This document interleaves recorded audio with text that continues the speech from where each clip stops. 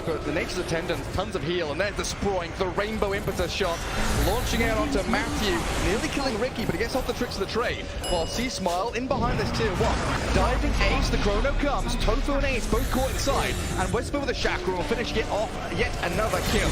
Tofu down, and C-Smile is unstoppable. No Exo. No smoke, no Chrono, no Exo. We're going to play forward, sleep up the Batrider, but Matthew's the one to get blown up by Duraccio. Does have to use the Enrage to get behind his tower. Quinn wants back in though. C-Smile saves that's big. The false promise. Affix's Void to get caught off through the control. Matthew going to start things off with a sleeping dart though. Straight onto Quinn and forcing his BKB early on. Half health for Batrider while C-Smile. Avalanche for now. Holding his BKB in the Yules. Now has to use it, but the Ursa's damage substantial against the DP, and EG are the ones who have to run. Pretty nice against all these spellcasters. Trying to catch out Whisper top lane. Lasso is there, and the down from Duraccio trying to kill him off, but a Timber Chain and the arrival of C-Smile slows things down. Wanted to chase Duraccio, and Whisper getting some revenge, but Game of Gladiators, they are all here. Avalanche toss, Whisper about to die. The Bolt Promise is there, and Panda keeps him alive. A killing spree for him as they dive in. C-Smile falls, but Duraccio dead. Oh, look at this damage from the Enchantress. Sprites them all to death. Have another one. Radiant scanning off to the right, that turns red as well, so everybody knows the direction the opponents are coming from. Ricky starts with a sleeping dart, the jump in from Picard, no Chrono yet. Tofu trying the Avalanche so low. Ricky being focused down as Duraccio and Quinn straight onto him. Tofu and Matthew trading lives, and Quinn just trying to chase up here, but C-Smile keeping them at bay while Duraccio trapped in between 3 of EG, down to half health. They've got the bit of save and a buying time from the Yules. A.K.A looking to jump back in the Avalanche again, but there's a false promise from the Oracle. Aegis already claimed up as Duraccio blinking back to his side of the map. And the two-man Chrono there, catching both supports. Quinn and Ace still on the outskirts though, doing an awful lot of damage here. And Picard is struggling to stick on a target. Celery with the Spirit Siphons, trying to roleplay as Boxy, but can't quite get the job done. And now Ace trapped in place. Quinn and Duraccio on this high ground, not able to rejoin the fight. EG will come out victorious. Finished on Whisper. So double. Cool Panda. False promise. Not going to help him out too much. Drag back to Quinn. EG. Enemy Ancient spot where they do have high ground vision. Straight up to Rubik and the Edge. They need the damage onto Ace as quickly as possible, and Whisper will provide that. Blow up the Enchantress. She gets off a Sproink. The Nature's Attendant's not going to heal her while Duraccio jumps on the Picard. BKB and full promise required to buy the time he needs. Time walks a little bit off, and now the Ursa kind of stuck here. Lift up, drag back, not saving you from Whisper's reinitiation.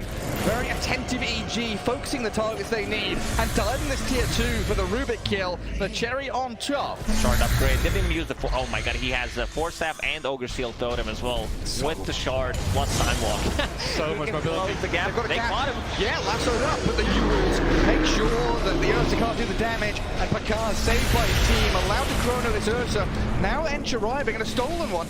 There's the Rubik coming in clutch. Everyone's BG stuck inside. Duraccio still dies. Timber Chain across, looking for Tofu now. Matthew trying to jump back in onto this Enchantress, but the lift to save. Celery keeps them at bay, allows Ace to keep doing damage while C-Smile and Whisper chasing this Enchantress. Get the pesky Fawn out of here.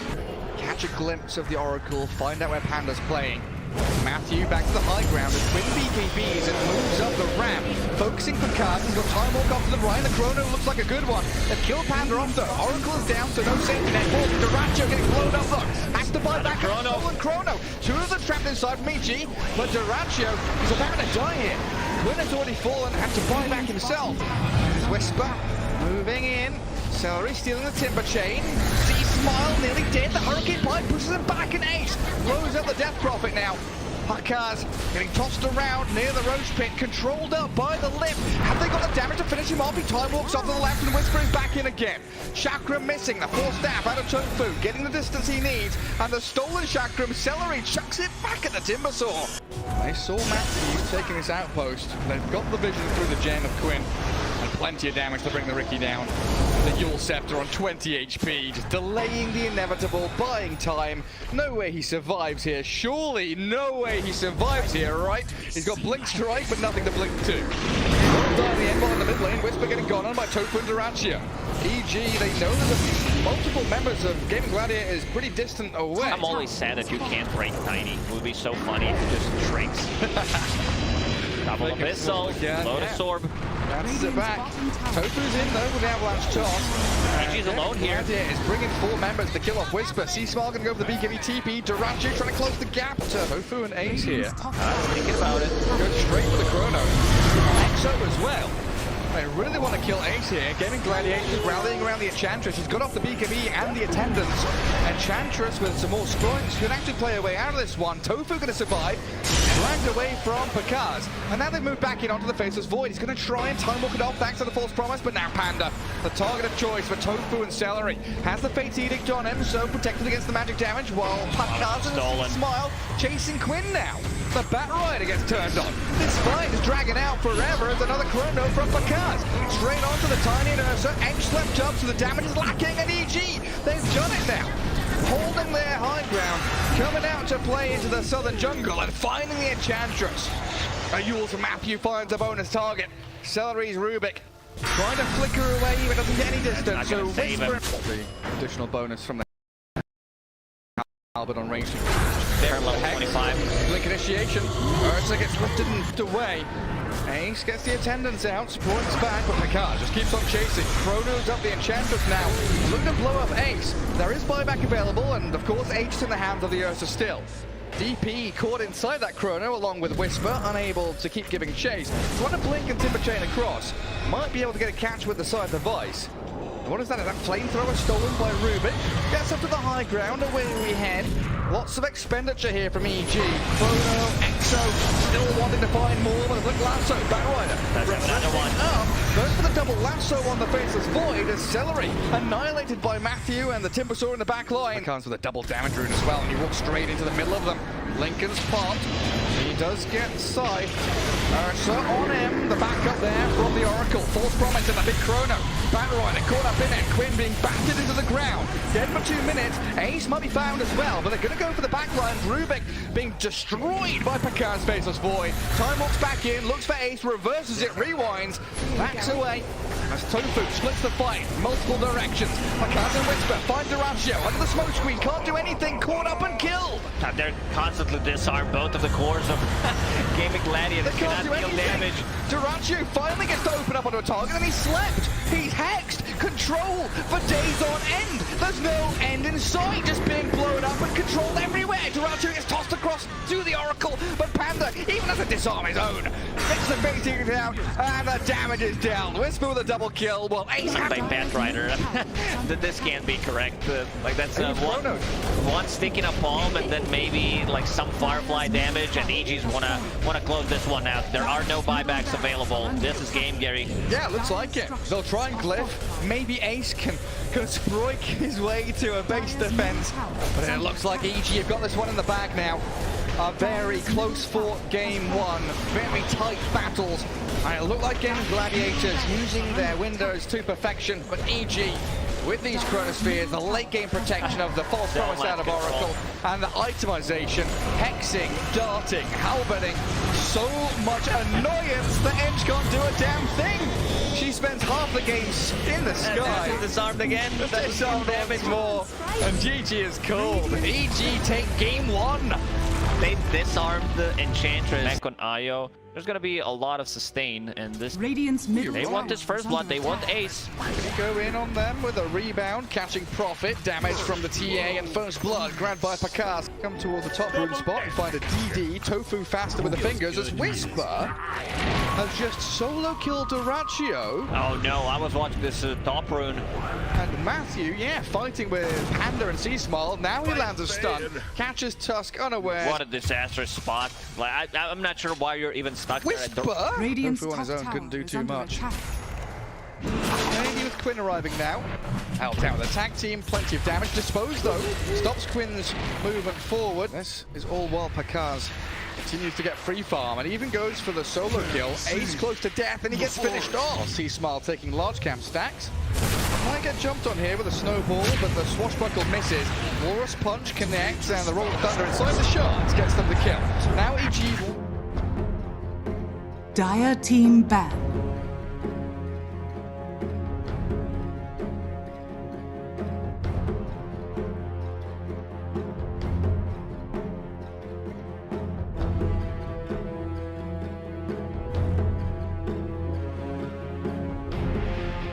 Talon Esports turn to ban.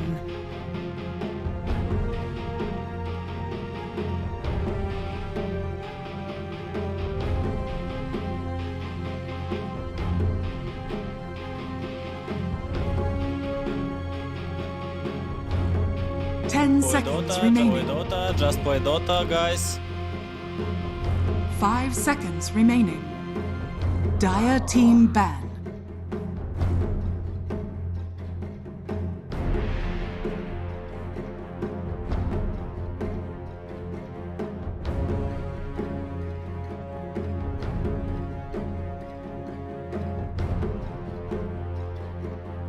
Ten seconds remaining. Talon Esports turn to ban.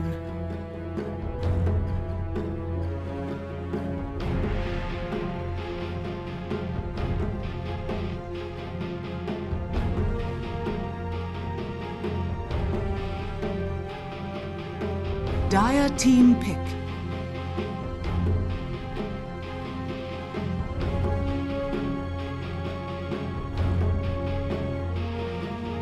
Talon Esports turn to... I speak for the trees.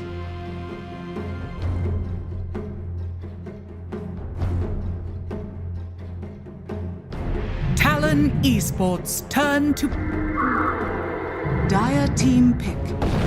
The sack.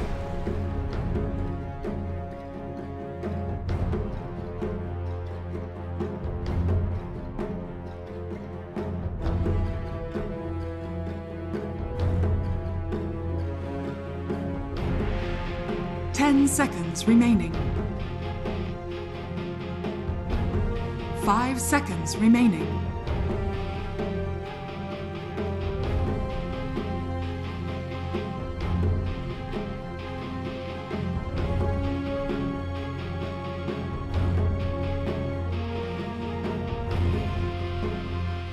Dire team ban.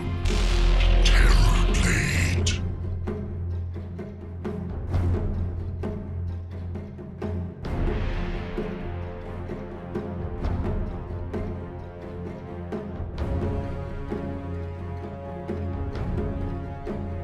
Ten seconds remaining. 5 seconds remaining. Talon Esports turn to ban.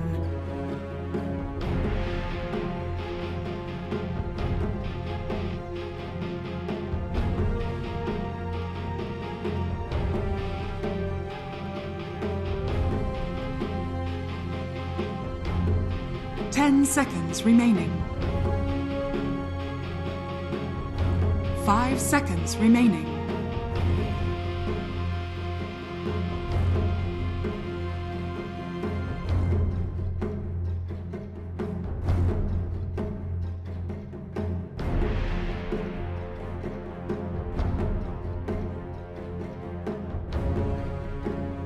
Dire team ban.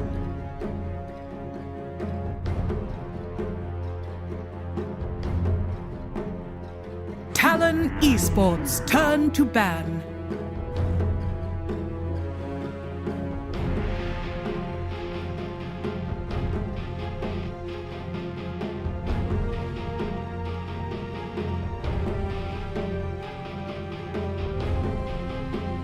Ten seconds remaining. 5 seconds remaining. Dire team ban.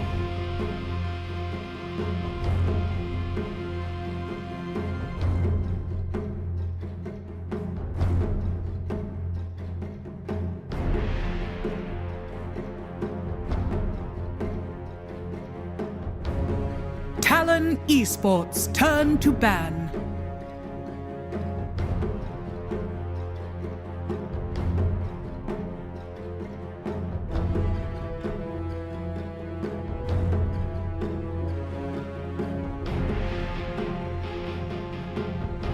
10 seconds remaining.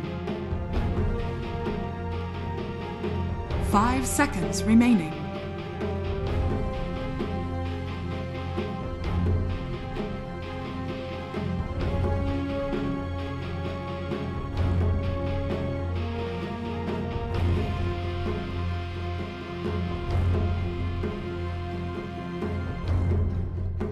Talon Esports turn to pick. Dire team pick. Tiny.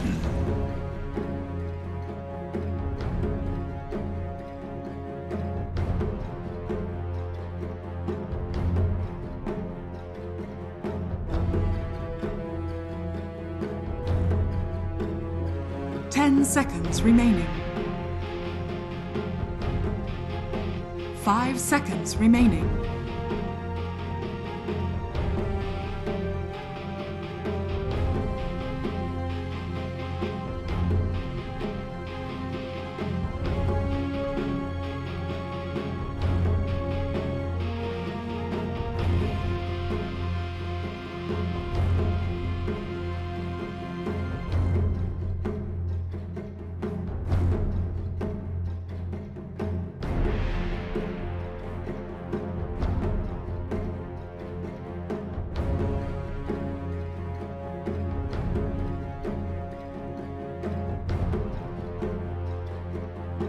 Dire team pick. Rubik.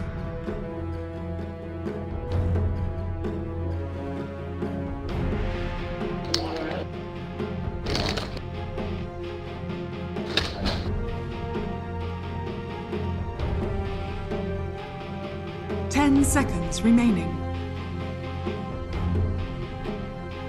5 seconds remaining.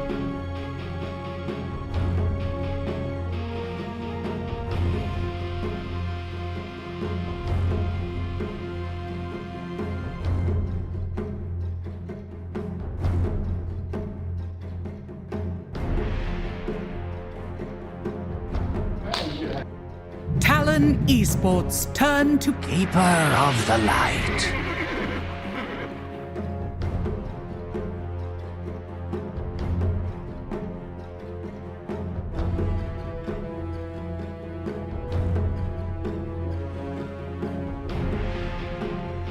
seconds remaining.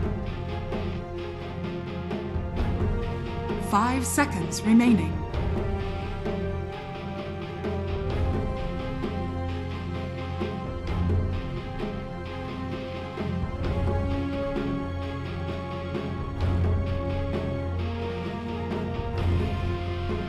Dire team back. Slog.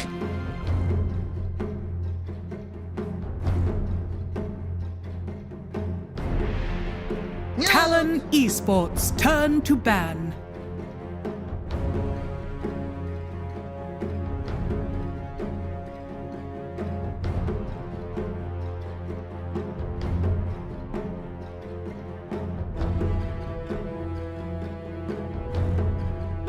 Seconds Dire team back.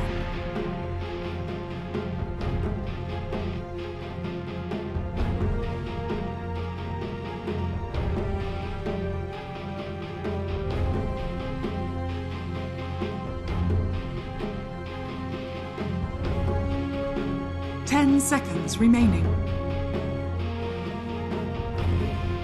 5 seconds remaining.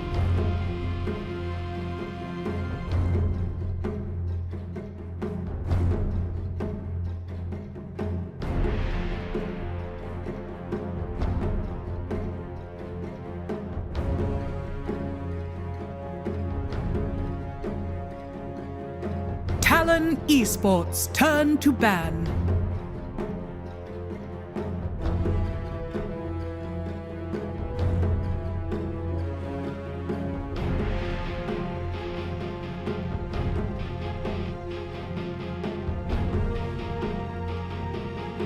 Seconds remaining.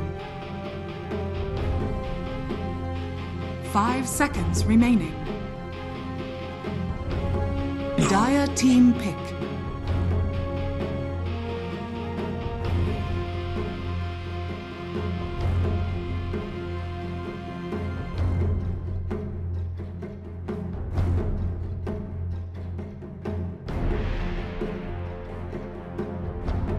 seconds remaining. 5 seconds remaining.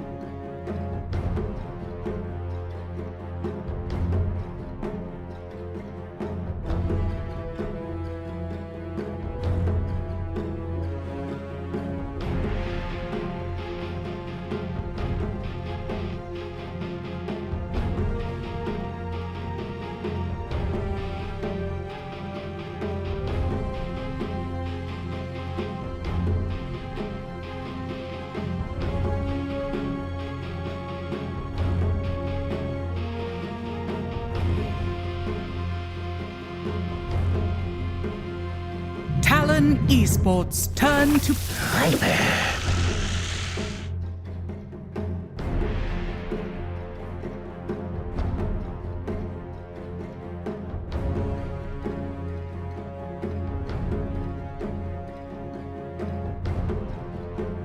10 seconds remaining. 5 seconds remaining.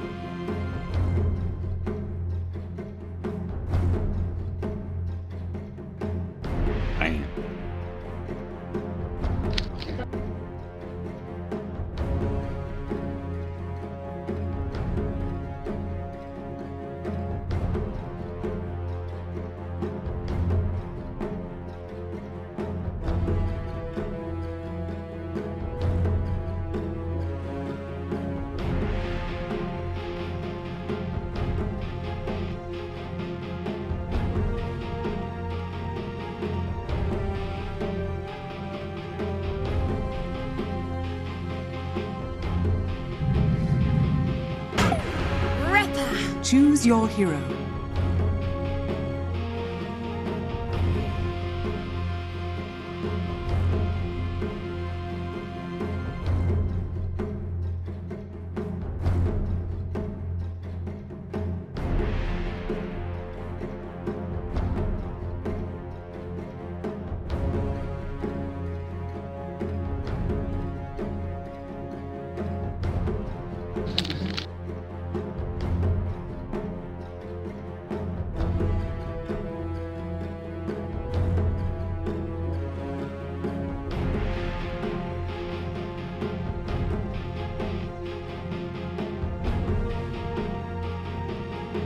Ten seconds remaining. 5 seconds remaining.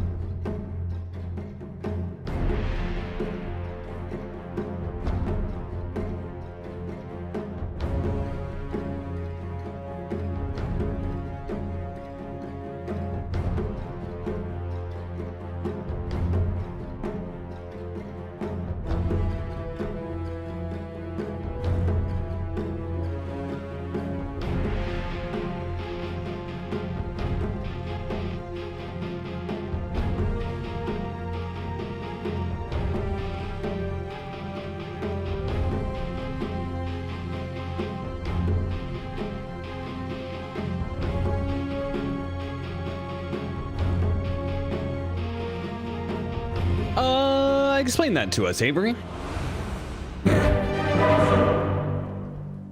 You're the analyst. What, you want to switch jobs?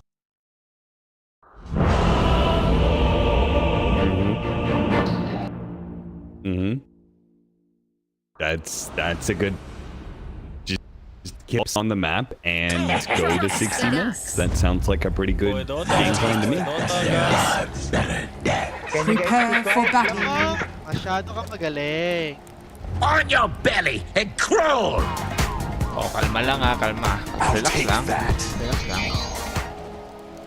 lang. So I googled it. The last time Jabz played Hoodwink was on Fnatic in 2021. He played 2 different games of Fnatic, one against TNC DPC, and then another one against Galaxy Racer Esports for the BTS, or excuse me, the Loot Bet Pro Series. He went 1-1, so he's got experience. Well, a little bit. I mean, he's got a chance to be able to break open that above 50% win rate. I like offlane hook. Okay, you said this was your jam when he got picked. I love offlane hook. It's so fun to play. That's it. I don't think it's necessarily good. I just think it's fun to play. Okay, it's really good versus Terrorblade. Basically, they wanted an offlaner with a stun, right? Yeah. They wanted a low CD stun in their offlaner and reliably land this game. And Hoodwink does provide that. It's one of the better ones, one of the harder to kill stunners in the game as well, versus Furion lockdown lineup, right? Who's actually stunning and catching Hoodwink this game? Pretty much nothing. At the same time, it's a stun that isn't that good for Ruby to steal. There's extra value there. And this hero is really good versus Terrorblade. Really good. Yeah. Super high magical burst. Buys a Gleipnir, can deal with the wave pressure. I assume this is the build Jabz is going to go, but it is Jabz, so it could be anything from Octarine first to Dagon, who knows.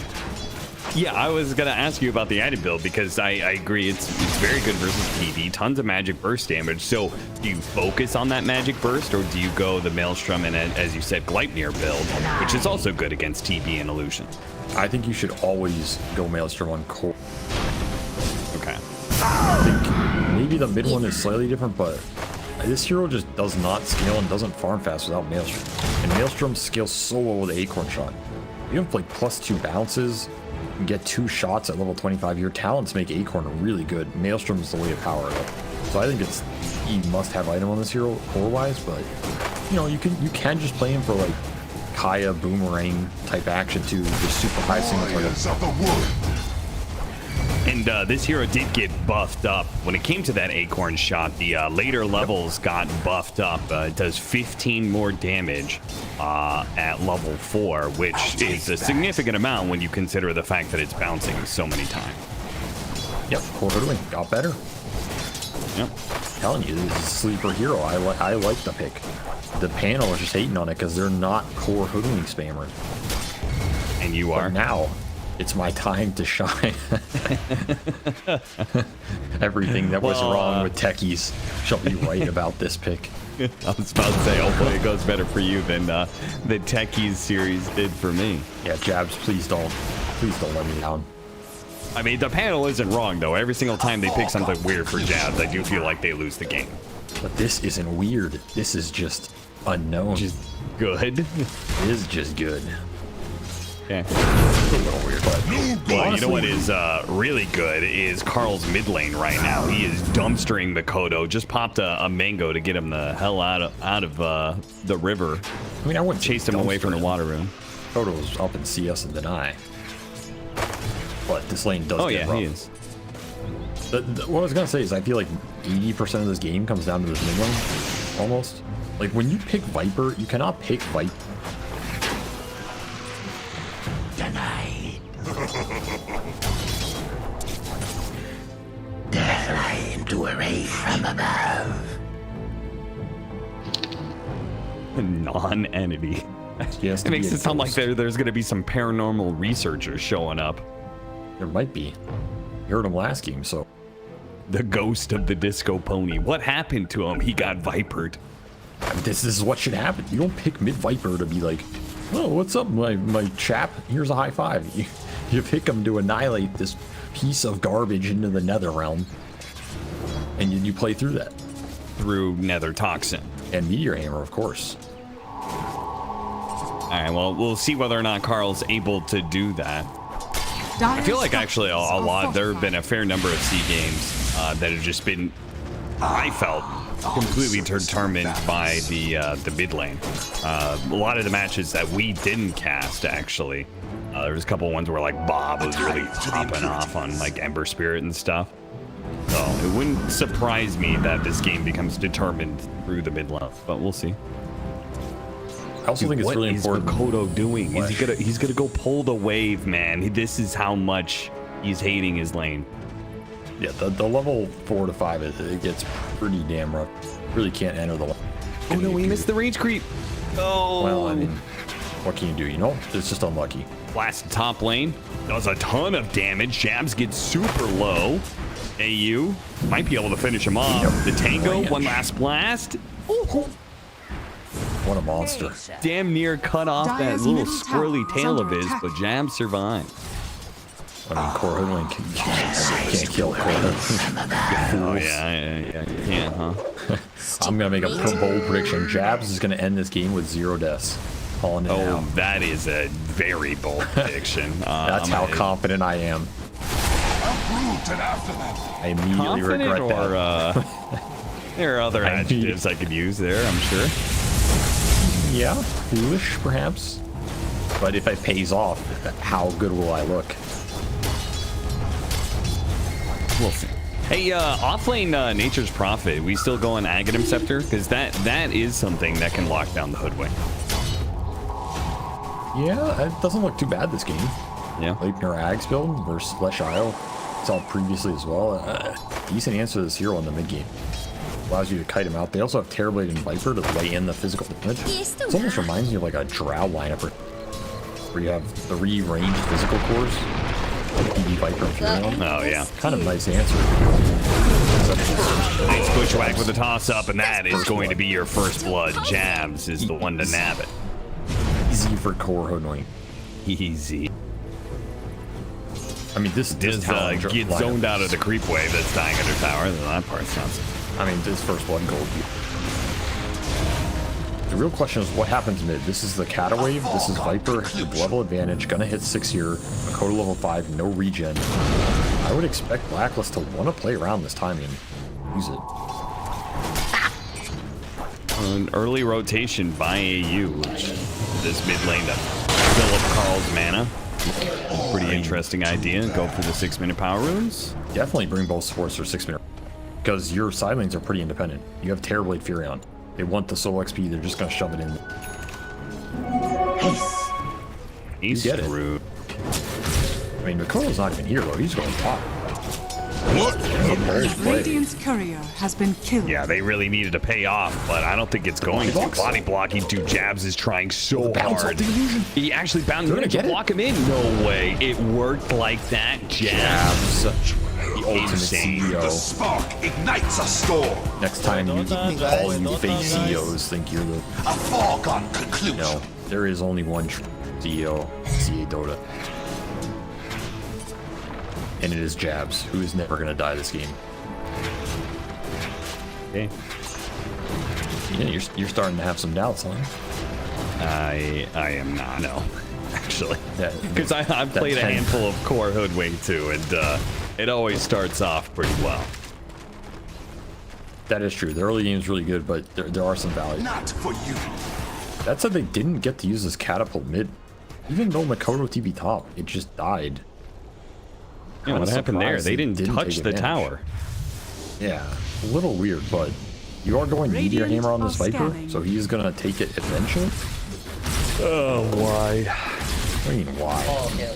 Why are we going Meteor Hammer on Viper, man? Because he's a boss, and he can build whatever he...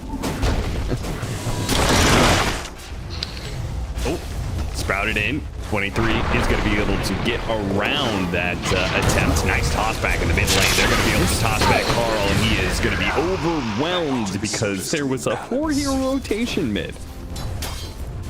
I mean, Talon are just playing better. They're recognizing the power pressure points of Blacklist and abusing them. And Blacklist just haven't made any real moves. Maybe the downside of the support duo, they can't really play around the Viper, but can't leave mid Viper on an island. Have to skirmish around him, prevent the Lush getting runes, take an early tower, something like this. This hero dies. He just kills his game. And the second his game gets killed, it's really hard to come back on. Like, so it looks like Jabz has a Kaya queued up, so it looks like he's going to be going like the Kaya, maybe Aether Lens, shard build. Yeah, so this is just the super high single target burst magic build. Shard, Kaya Shard. I don't think you go E-Blade at some point. But yeah, E-Blade can be in there. You can still get the Maelstrom, the Gleep. Oh yeah, don't go the Ags. Have you played with that Ags? It's not good. It's not good. It's trash. Yeah, I wouldn't say it's trash. You know. It has its uses, but in a competitive match, you're probably never buying. It's not reliable enough. No. Reliable. The hero literally just runs at a straight line. The computer has no way to actually pop that extra sharpshooter and land it successfully. Yeah, but if you land it, oh brother, he could be. I mean, that is a hero that can go Meteor Hammer. Schwack Meteor Hammer. He actually has good items to buy. So.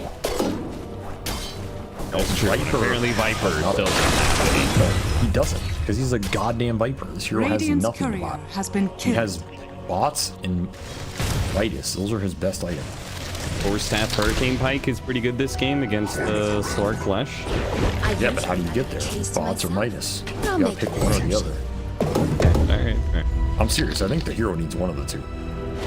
Otherwise, I just don't have faith. Unless you're Amar. Amar somehow got farm on this hero. But I feel like it's because he won his lanes right, which is why winning the lane is super important. If you win the lane, then you can go this like Treads, Hurricane Pike, double Wraith Band builders. But he got killed on lane. He didn't even crush it. I don't think he'd be feeling too good right now. And he hasn't really put this hammer to use. His mid tower is taking 0 damage, and no one's here. I don't where really are the understand supports? Why this tower is so full. This is your 10-minute cataway, and you're not even using it? Blacklist are just too focused on farming. But then if you want to farm and you just want to go ultra late, then you throw the Midas or the bots on the Viper. Or Play don't Hacky, pick right? Viper at all. I mean, we're a little late for that. This 7-8. Okay, he's gonna go to the 23 Savage lane, which is not really a lane that is going to be a successful gank for a Karl, but he can at least pressure the tower. Yeah, you can start hammering it out. And Slark has no defense against this. This is some value. Raven will try and defend mid. They're gonna fight this. Going to with relocate, they have an opportunity here. Viper is not so easy to be able to bring down, but he's eventually gonna fall. They managed to get him with the hoodwink shot. Nice pushback there from AU. That'll help reset there. Nature's Prophet gets out. Stolen hoodwink ultimate from Tim's gives him a little bumper away, but another bushwhack is going to be able to land. Collecting on the Rubik. Tim's going to be caught by 23 Savage, and 23 picking up 2 different kills and immediately TPing to mid lane to push back Raven. Raven killed Holly in that window off the reload, so honestly not the worst case scenario for Blacklist, but again it's another skirmish fight where your Viper dies on a tower push. He feels really bad right now. He's going back for the bots. So then I posed the question, you're gonna have bots hammer. This is a lot of farming items, and you died twice early, you're gonna be a little slow. Radiant's bottom tower is under attack. I'm worried for Karl. I don't know if this is quick enough to meet the pace of this Isle lineup. Especially when you have 2 really greedy farmers between Virion and Terrorblade. They're gonna take every wave on the map. And the annoying part is Mikoto is pressuring towers everywhere you're not. So Leshrac just kind of does that without having to build a Meteor Hammer, and is going to be working towards a better, bigger item in Bloodstone. Still, Blacklist, you know, they're pretty even in this game. They're up a little bit. I feel like the point of their lineup is just to go ultra late here. They don't have to make too many aggressive moves. Tier 1 tower bottom was the only necessary tower. Jabz. Missed bushwhack, but it doesn't matter. He's 2-0-4 right now. Don't get ahead of yourself. Doubters. But the truth will prevail. Truth. Radiant's middle tower is under attack. The truth will set you free. I also feel like the 1-4 you can play almost any offlaner with is Tiny. Because Tiny is just so goddamn stupid. Yeah. And I still don't understand how this hero is not higher priority. I know why he's like, oh, his lane's kind of whatever, and sometimes he feels bad, but conceptually this hero is really dumb. Dire's top tower is under attack. He's done a very good job setting up for fights with only Mikoto TPing into them. Speaking of those two, Bloodstone is done. He could just disassemble the arcane boots and he'll have it. So their timing is online. We'll see what this IO Leshrac performs a bit better than that. No. Yeah, you gotta get some control over the map with this. Are down a tower, you don't have any tier 1s of your own. Base is pretty limited here versus Furion Terrorblade, who are gonna start to ramp it up. Want to get that snowball Swag, quick burst, Tims, and a stolen dark pack. That's not going to do you any good. Sorry, Dire's Tims. top tower is under attack. I mean, getting 23 involved is super nice. This Slark is having a quiet game, but a very solid one. Yeah, and he went the item build that actually allows you to fight early too, the Echo Saber. Dire's top tower is under attack. Yeah, I like this. He's also tankier, so he can just go in with the IO backup in a lot of these fights too. Yeah, when you go this build, the Echo Saber into the Aghanim Scepter, you're actually pretty tough to bring down. Dire's top tower has fallen. Looks like Talon wanted to defend this mid, a Raven meta push. Deep chance, he's getting initiation. Mikoto, yeah, just trying to run in. He's going to be slowed down by the Viper. He's really relying on that Bloodstone, and he should not have been. There was no hero close enough to even get Bloodstone heals off of. Is under attack. No, that was not a Leshrac. I don't know what was there, but it wasn't a Leshrac. It was just a smear on the pavement left by Blacklist running him over. It was a deer in the headlights moment right there.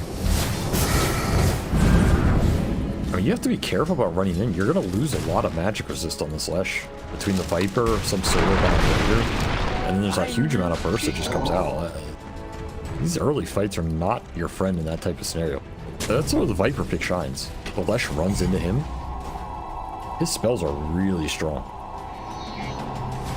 Yeah, I mean, we saw that just straight up that Viper strike slowed him down to a crawl, and he couldn't really get in range of anybody for Pulse Nova healing. Exactly. The kiting is super good for their lineup because they have Furion and Terrorblade to take advantage of it. Coddle as well. I mean, honestly, the whole lineup. Maybe they should have tried to actually get some sort of initiation than Mikoto just rolling up on him. I think he thought he was just going to be able to get in Bloodstone. Not the case, my friend. Back to the farming board. 23's get on out of here. What's Karl doing with his boots of travel done? He's going to work on Aghanim Scepter next, so we're going to see that big nosedive into play, which makes you significantly tankier against this Leshrac. It's a pretty nice Ags this game. I haven't seen it in too many competitive games in terms of how much it actually works in the fights, but even if he lands it, kind of nasty. Yeah, I mean, that slow is pretty debilitating for the IO, and then you've got this disarm on a Slark, which it's an AoE disarm too, so you can catch him like while he's shadow dancing after he dark packs. Not to mention double corrosive versus the Slark in the melee matches. Not too shabby. Shot to finish him off. BossKu falls, and the rotations from Blacklist are very empty.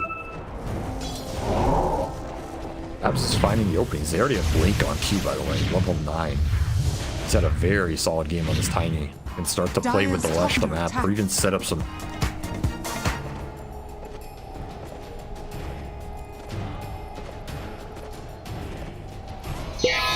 There's no way. He's killing your wards. They gave him sentries for the Slark, so...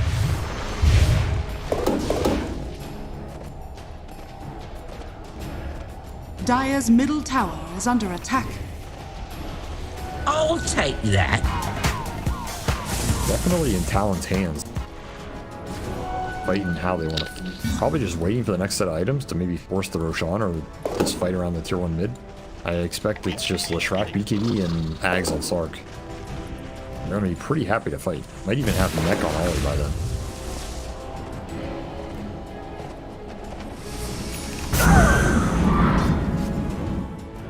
Got Tip me, Force guys, Staff tip for me. the Tim's Rubik. And Blacklist they really are just a passive team. They are very passive. Honestly, I feel like it's a Raven effect. I feel like Raven is the most passive SC by far. Was Raven on T1 when you guys played against them at Animajor? No, that was 23 Savage. Oh, okay, yeah. It was a similar lineup, right, of some of these Blacklist members, but with 23 instead. Yeah, that was a Karl lineup. Yeah, that was a Karl lineup. They definitely had Cuckoo. I remember that for sure. Yeah, and they were pretty farm heavy. But they weren't really passive farm heavy. They kind of just they fought a lot, but they also had a lot of scale. They fought with the scale basically. Whereas this Miss Bushwhack and the Furion actually gets the net onto Jabz, and Jabz is dead. There he goes. My prediction. There goes your prediction. I mean, that wasn't on the hoodwink though. That was. Was it? I mean, that was honestly that was like a glitch, dude. How did that even hit him? That doesn't count. How does the global ability hit him? Yeah, that shouldn't have bounced it. I think he got an extra bounce, honestly. There was 18 targets. That was the 20th. That was the 20th target. We're taking that off the board. We need an inquiry into this game. Inquiry into Cuckoo. Dire's middle tower is under attack. I don't know. I'm beginning to wonder. Blacklists are. I mean, I feel like Talon have been doing well this game, but Blacklist are up on net worth, and their TB is really, really big. Furion will function if you're not punishing them on the catch side. And Talon haven't been that interested in catching. I feel like they're content just farming. They have Mage Slayer Ags up on 23. Maybe the great win ball. I mean, this is where you can start to build some of that, I think. Once the Slark starts to get involved on the map, you can really punish the greed here from Blacklist. Especially if you get a Roshan here with the Leshrac BKB coming out soon. I think Talon are happy to trade for now because they feel like at some point they're just going to get everything. But you are right. Like the Blacklist cores are getting a decent amount out, and this Terrorblade is pretty big. Does do a lot of damage. Also getting chakrammed.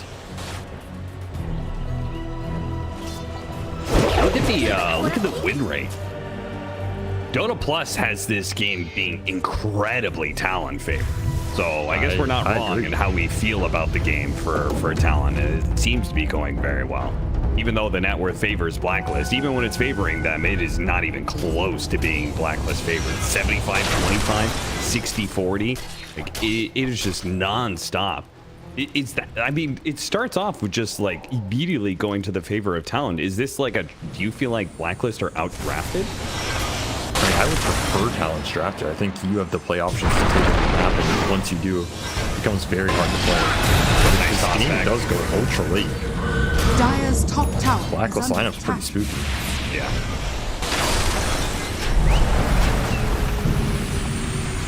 Well, we'll like see. Viper's a scary late game hero. Yes. He really is. 5 or 6 slot territory, but he's really goddamn annoying. He's like the Black Dragon Dragonet.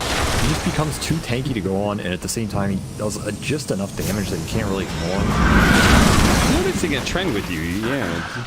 Like the Dragonite, you seem to have some affinity for the flying range tank hero. I'm just saying that they're super OP late game. It's because they have a huge mid game valley, but if you get over that, they become really annoying. Because frontliners that can't really die in the late game are kind of broken. You can just run in and get vision, and the enemy doesn't want to go on you, which sets up the fight for your team. And conceptually, they're pretty nice to have. There's not many of them. Oh, wait. Okay, do you know about the Slark Viper interaction? I'm not sure if they talked about it on the panel. They talked about the Nether Toxin, but that's not actually the good interaction for Viper. Do you know what it is? Oh, it's like the Dark Pact on corrosive skin. Dark Pact procs all at once. Yeah, so it'll proc. And so when you have Aghanim Scepter, it's doing twice the damage. It is possible the Slark is just going to chunk himself if he ever Dark Packs himself on Karl. Dire's top tower Does it still work like that, or do they change it? No, I'm fairly certain it still works like that. I mean, how We're about to find out. Try it. Oh, yeah, he took a lot damage there. He's got to be careful, Tim. Nice Land down mines. to low ground. Mikoto with the BKB. Oh, that shot from Jabz. What a sniper. 23 going in on BossKu. Actually has the shard to help protect himself. He needs to get out now. He's running out of... Yeah, he didn't have his ultimate. Didn't have pounce charges there for a bit, so he had to get the hell out. Only one hero dies in that whole engagement. That's Blacklist. It's Tim's Rubik. Sorry, Tim's, but somebody had to pay the price for Jabz' accuracy. This little shot. He is going that E-Blade, by the way, so yeah. Is that really high single target burst build did? Yeah, you gotta watch out. Catch you off guard, you just get chunked.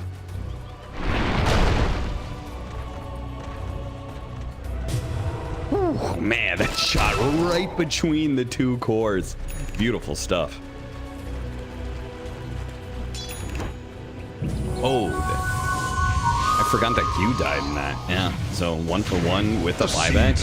Yeah, honestly, Blacklist are pretty happy with that, right? Because they're just happy keeping this map state static. The Roshan is not getting progressed. The towers are not getting progressed. The Slark is not really taking over your side of the map. I feel like Raven's pretty happy with this. Karl's probably pretty happy with this.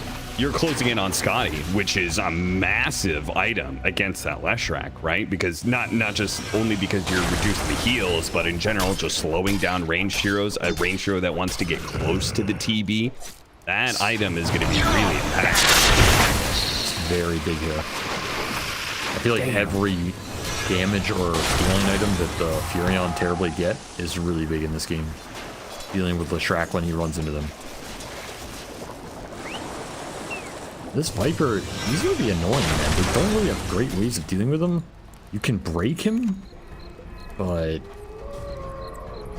it kind of has to be in sync with the stun latch. So to me, it has to be Q and Jabz syncing up and since Viper needs to break and you burst him.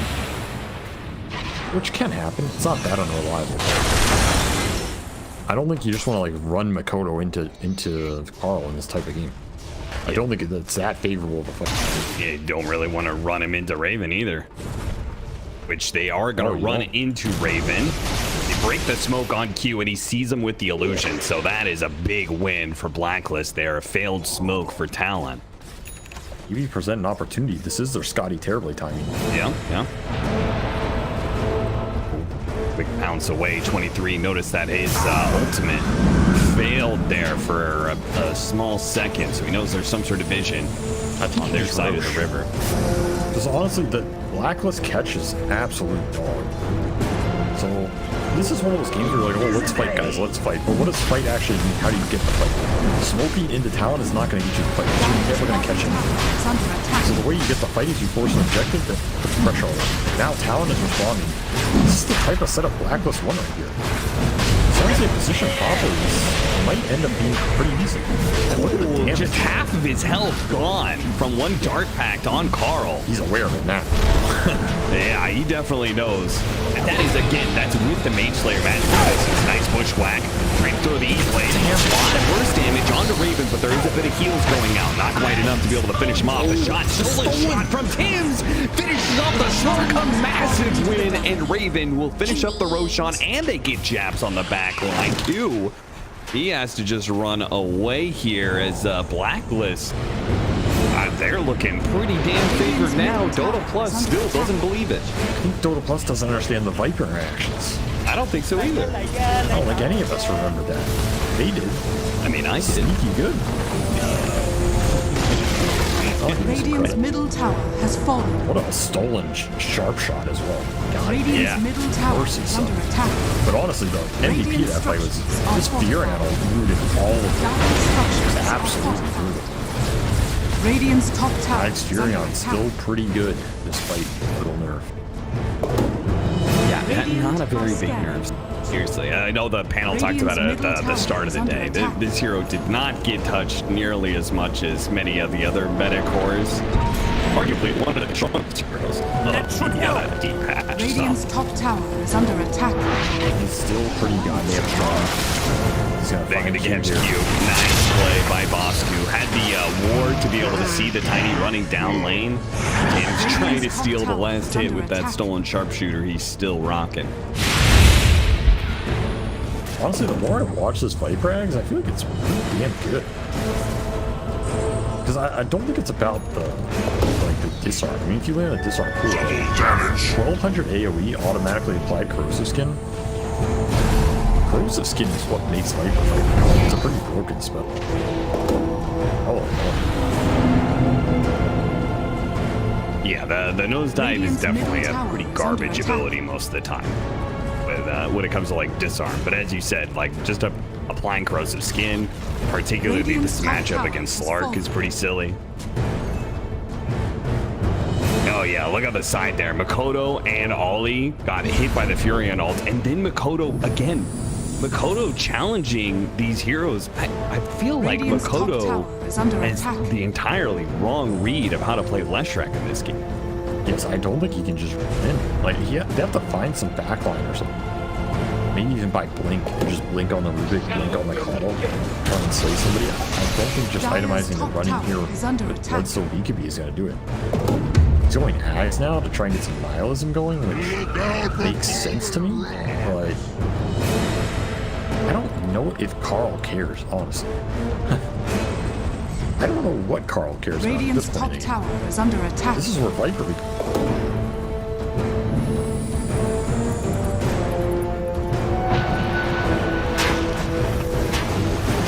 Dude, he's going bots too. I would have thought, like, you know. Yeah, I guess so. That's Bots, pretty cool. bots to bots, you know.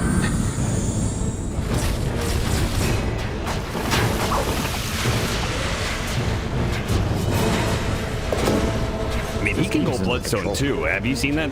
I mean, I guess you have no doubt seen that build. The Offlane Viper Ags Bloodstone. So he can still go a Bloodstone too if he wants. A tie. No. I think there's a argument for Hex. Radiant's middle tower is under Probably an attack. argument for. Dire's bottom tower is What under you're saying, like a attack. strength link? I don't know. The itemization at this point is very open. He has his core kit. It's kind of just what does he want to do in the game.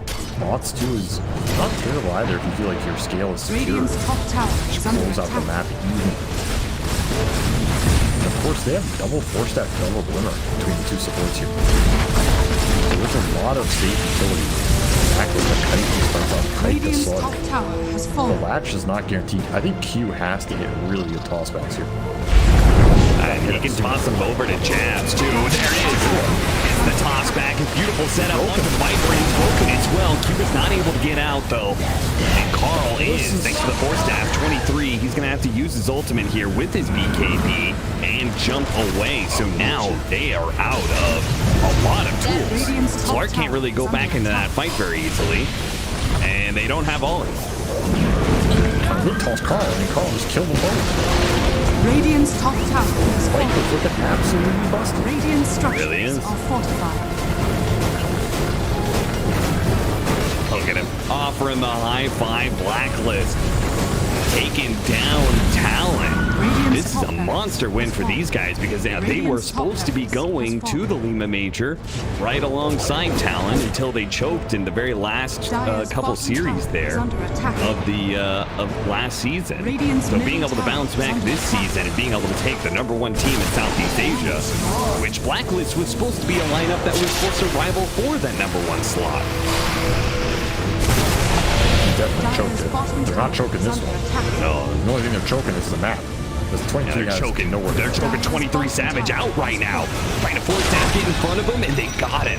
I think. Wait, one more shot. There you go. There we go. We got him in the end. Ooh. There's just bots on a tree, but still.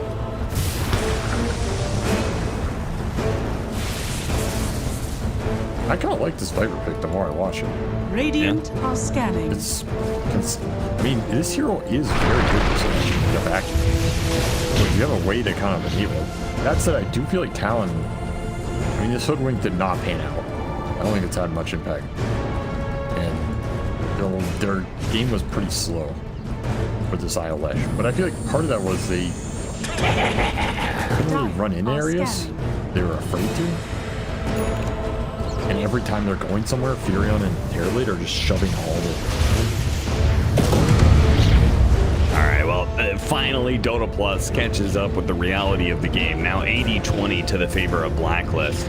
It took like several team fights in a row for it to finally kick in and be like, oh yeah, I guess Blacklist is stronger. That means they're gonna lose, right? That's the plus curse. Radiant's bottom tower has fallen. Haven curse. There's ads on Mikoto. You have some nihilism. Okay, that's an interesting option, but can they even get close? Mikoto, he's in with the nihilism. Viper damage. Oh, nice force staff. Gets him away from the shot, and now Mikoto is stuck inside the sprout, and he's just dead. They glimmer cape him. They give him the shard over from the Slark, and that might actually help him survive, but it doesn't help the building stay alive. There's some glimmer of team fight hope there, though. Small, faint glimmer, that's for sure. 22 just can't go in these fights.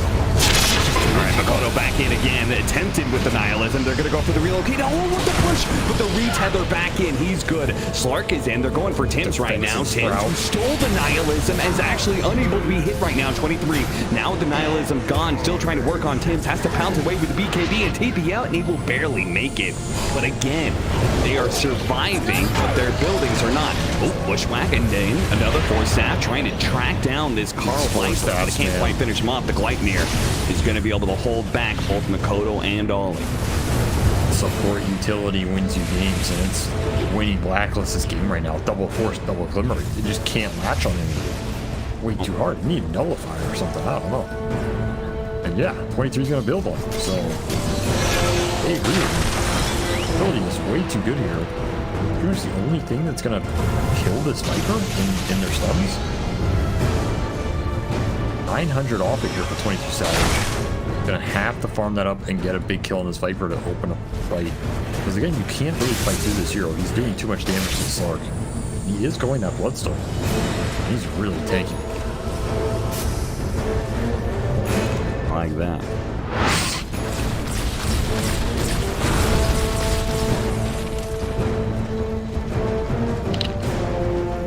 She's back up. Wow, Blacklist care. Yeah, what? Blacklist is saying, no, this is their butterfly time. Let's just go high ground. I feel like you should probably just take the Roshan. There's no need to rush this, but... You have meta. Do. If they win this... fight, they probably just win the game outright. Under attack. Let's see what Talon can do here. Nullifier finish. Tossed in. Tether's going to be broken immediately. He goes for the nihilism to try and back the Viper. He gets forced all around. Mikoto's going to be slowed down by the Viper strike. He has his BKB still going on. The Sprout is going to be able to hold him in place. And the Meteor Hammer not quite there in time to relocate. It gets him just in time. Again, Talon doing very good job of being able to play the team fight, but it does. Oh, the toss! Raven nullified for a second there. He's going to be slowed down. All up there from the Split Earth is there, but they have the force staff to be able to get Raven to the low ground. Blacklist are able to reset again. Talon, like, they're playing these fights well, but they're staying alive ever so barely. But Blacklist is just bulldozing down these lanes. They just don't have the damage on the committal, and eventually these force staff saves come out. It's just too hard to sync up this nullifier on the jump. There's random other stuff that can come through, like blinding light. Dota, guys. We have a Greaves on Tim's. There's a lot of tankiness that cut through here. And Slark is just not getting the stacks, man. Like, no. His item build is cool for jumping in, being a kind of front line. Not to mention, his attack speed gets even more screwed by this corrosive skin. Which remember, the attack speed component is double. So he's looking at like minus 64 attack speed off the corrosive. He gets hit by nosedive. AoE. Brutal for this hero without any natural speed. Yeah, honestly, it just seems like Viper is just a full-on counter to Slark the more we look at this. It seems pretty good. I mean, it used to be the other way around. That's the host. Yeah. But this game, it's definitely not doing him any favors. Now Timeless Relic on this Viper as well. He is doing a lot of damage. Corrosive skin does a lot of damage. Cannot underestimate it. 23. Get the lift.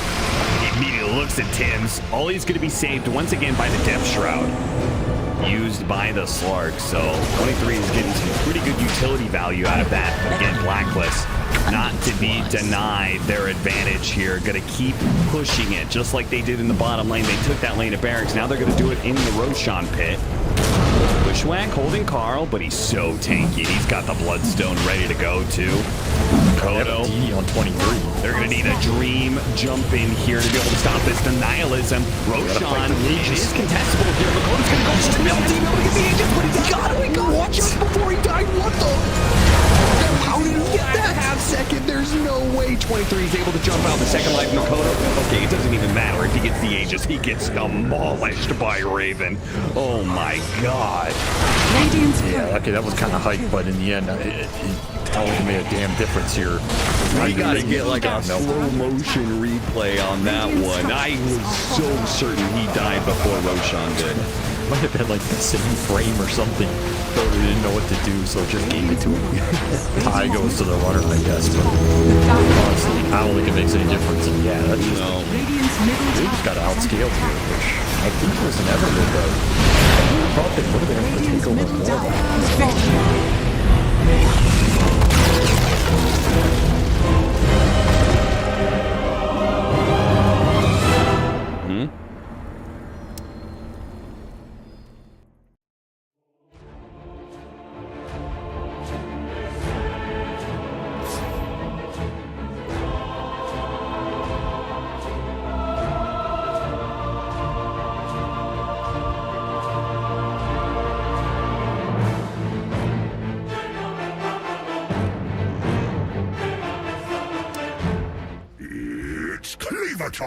He has some really good counters in this game. Whisper going to drag the remaining creeps back to the lane proper. Bit of damage on the Celery though. Has to fairy fire the double blink strike and Whisper with the first blood.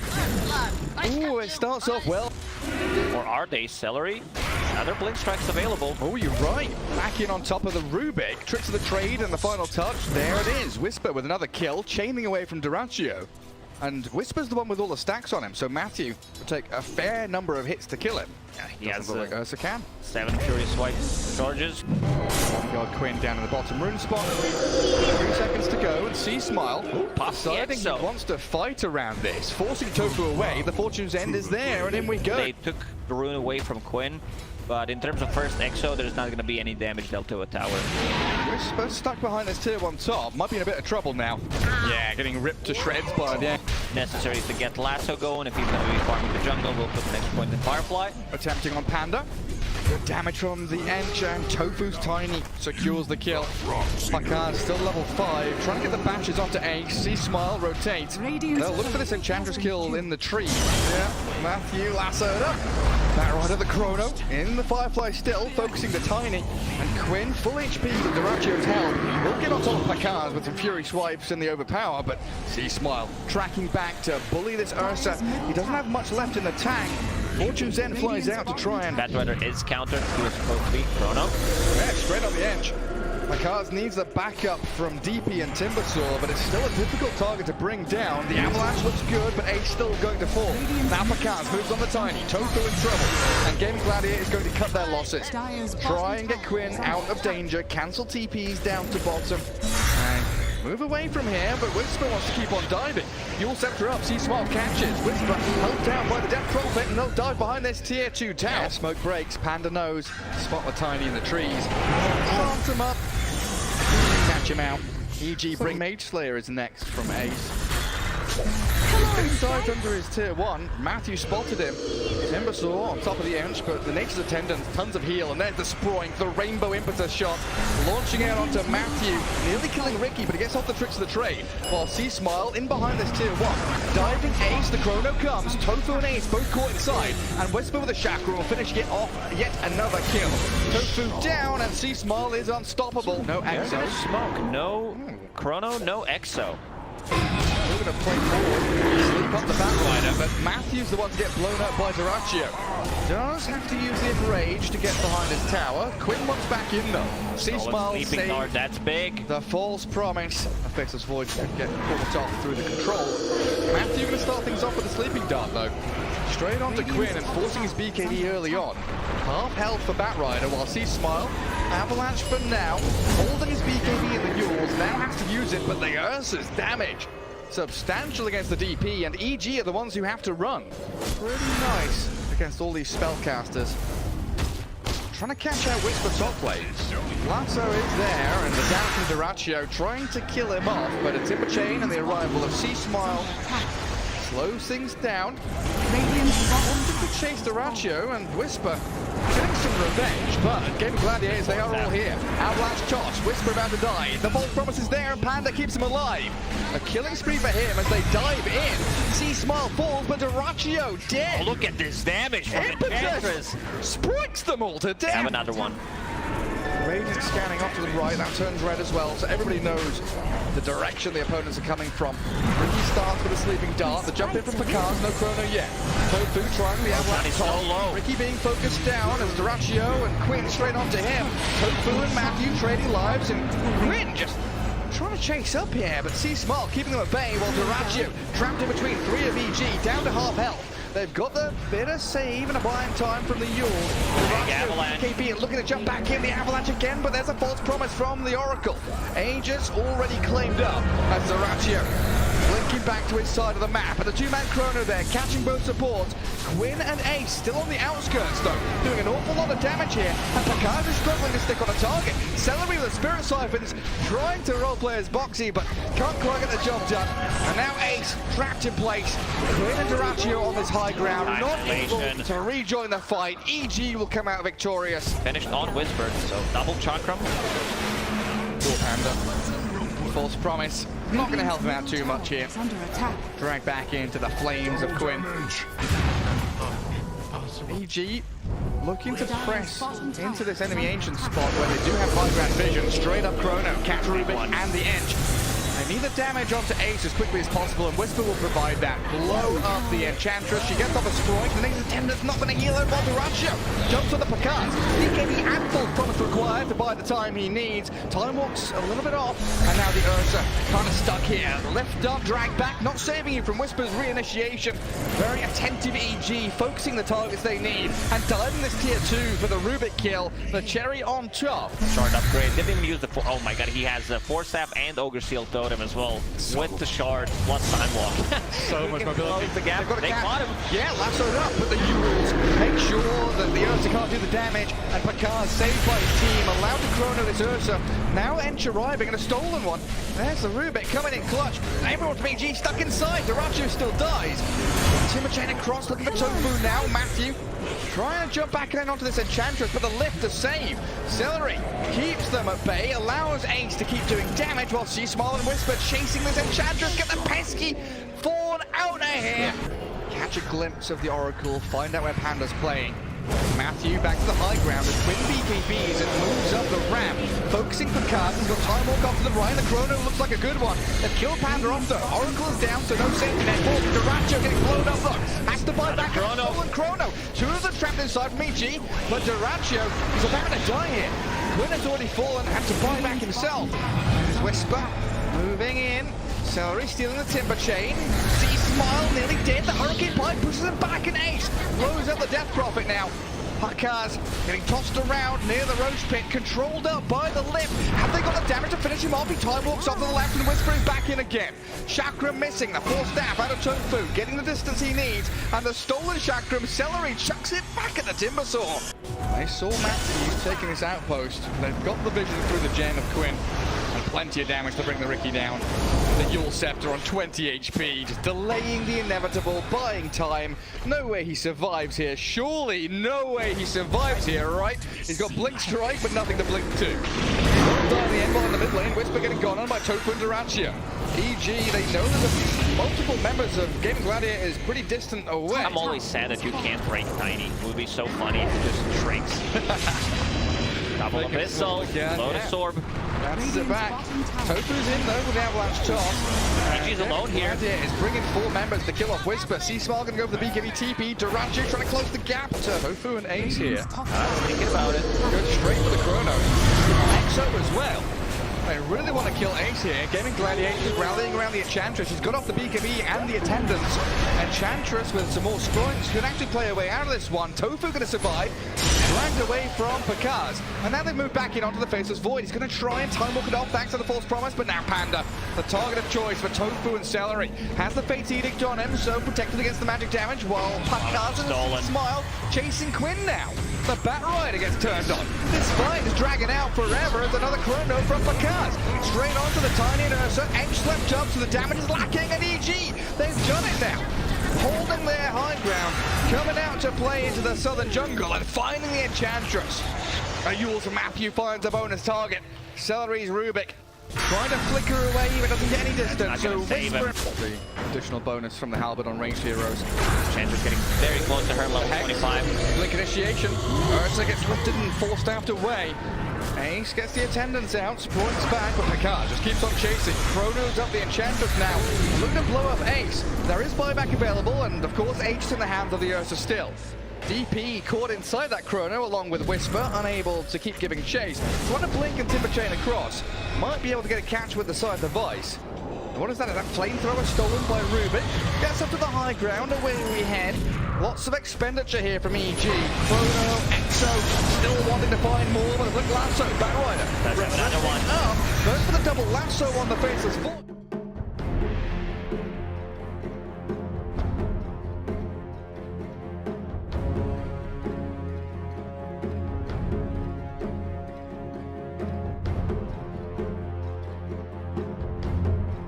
Seconds remaining. 5 seconds remaining. Radiant team ban. Talon Esports turn to ban.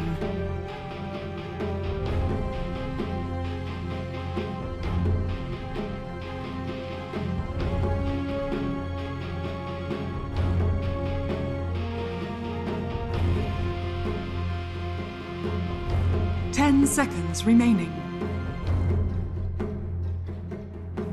5 seconds remaining. Radiant team ban.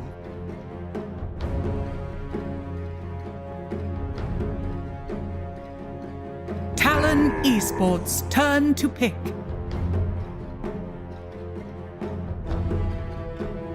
Radiant team pick.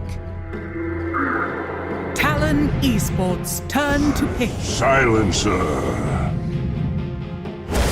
Bat Rider!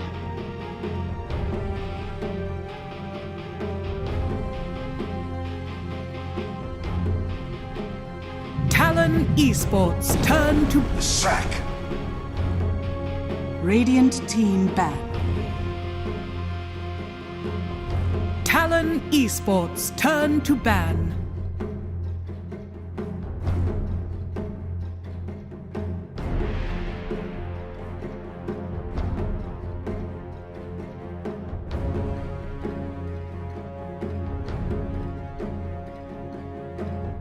Seconds remaining. 5 seconds remaining. Radiant team ban.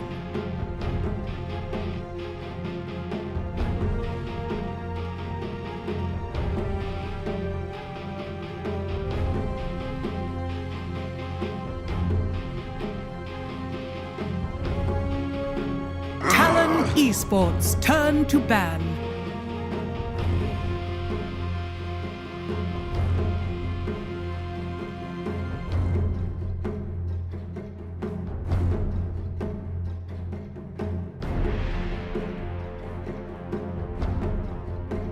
Seconds. Radiant team ban.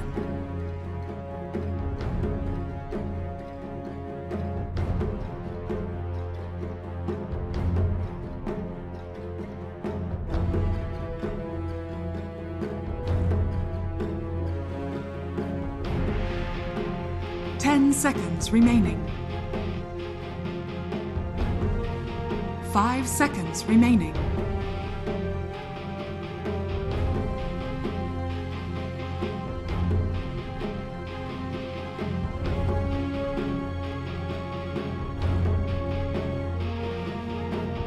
Radiant team pick.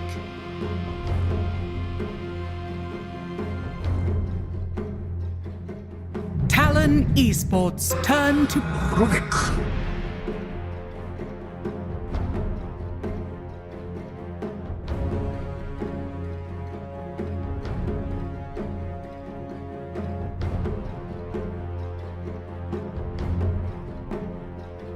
10 seconds remaining.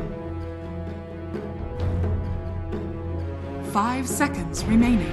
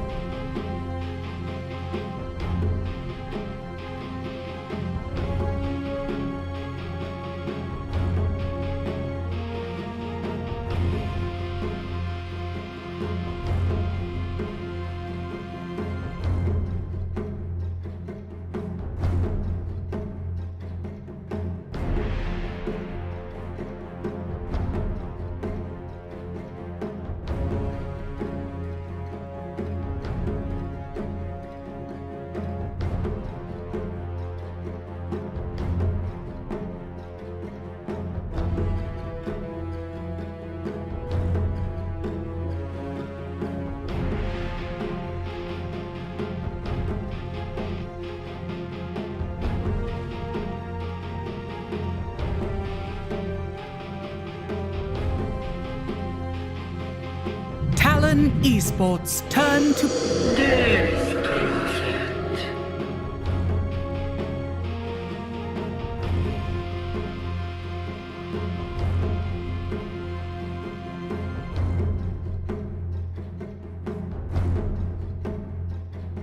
10 seconds remaining. 5 seconds remaining.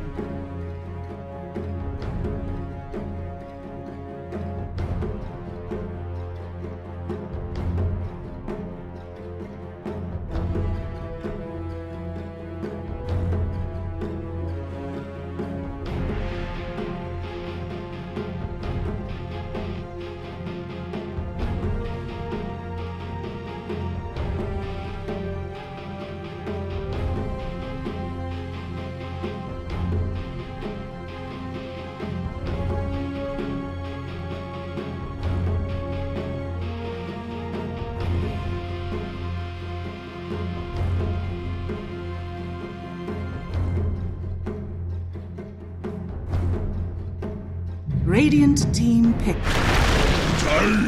Talon Esports turn to ban. Bloodseeker.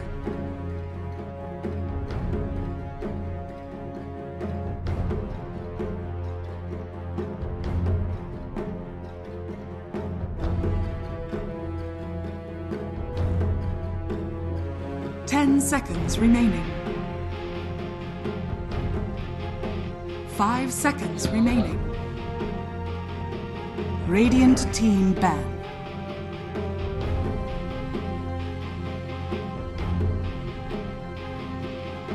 Talon Esports turn to ban.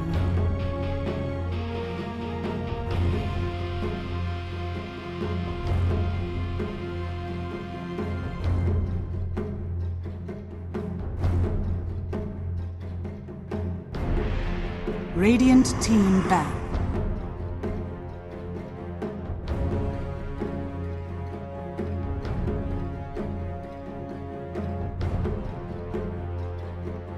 Talon Esports turn to pick.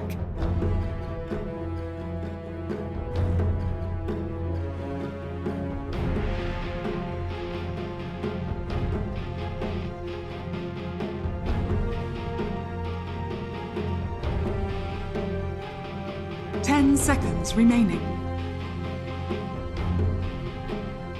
5 seconds remaining.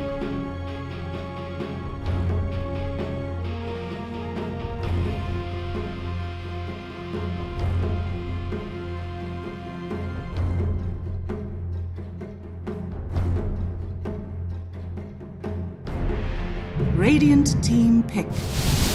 Morphling.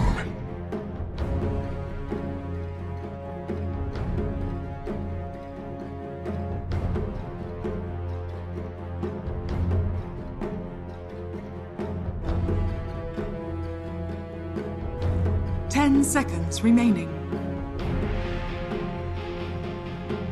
5 seconds remaining.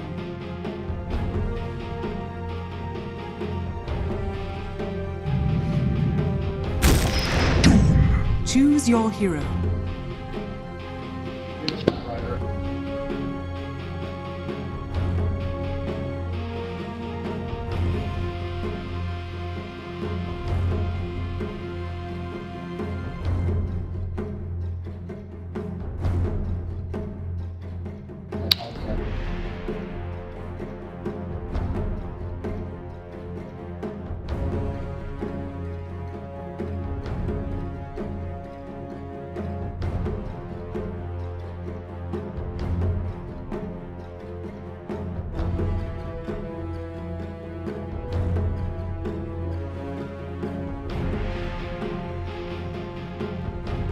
Ten seconds remaining.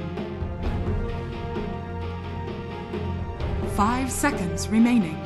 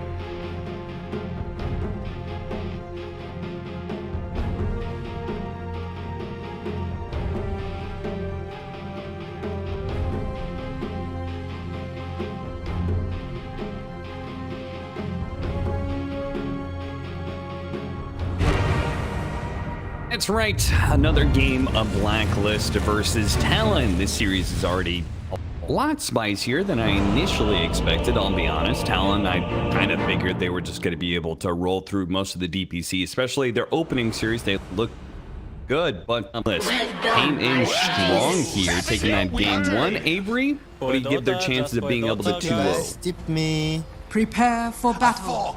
Like an abomination. So I think it's just on the execution fights.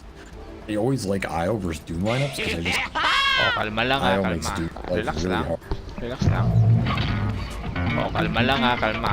Relax lang. Relax lang.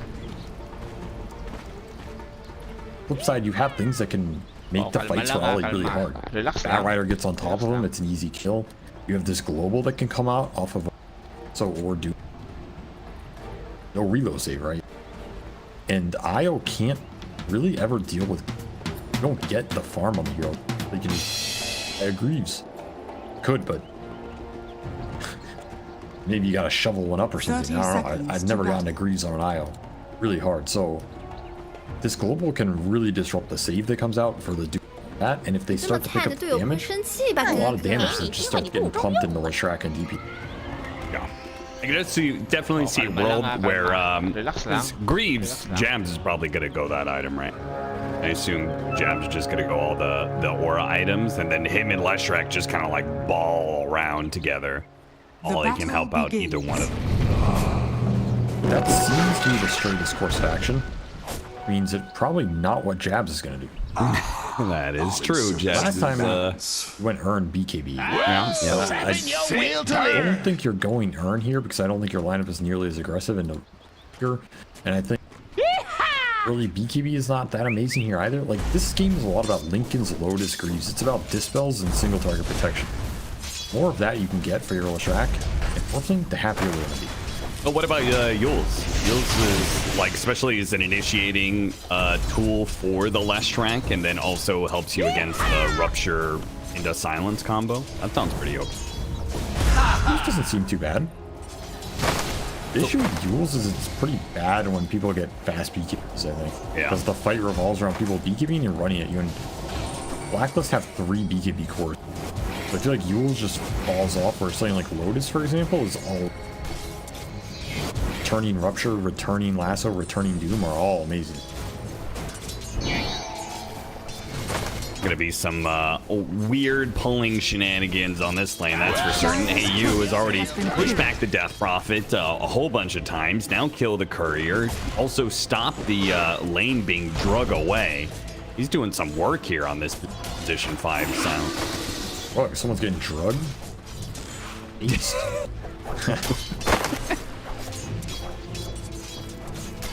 Gonna be you if you don't keep on this cast.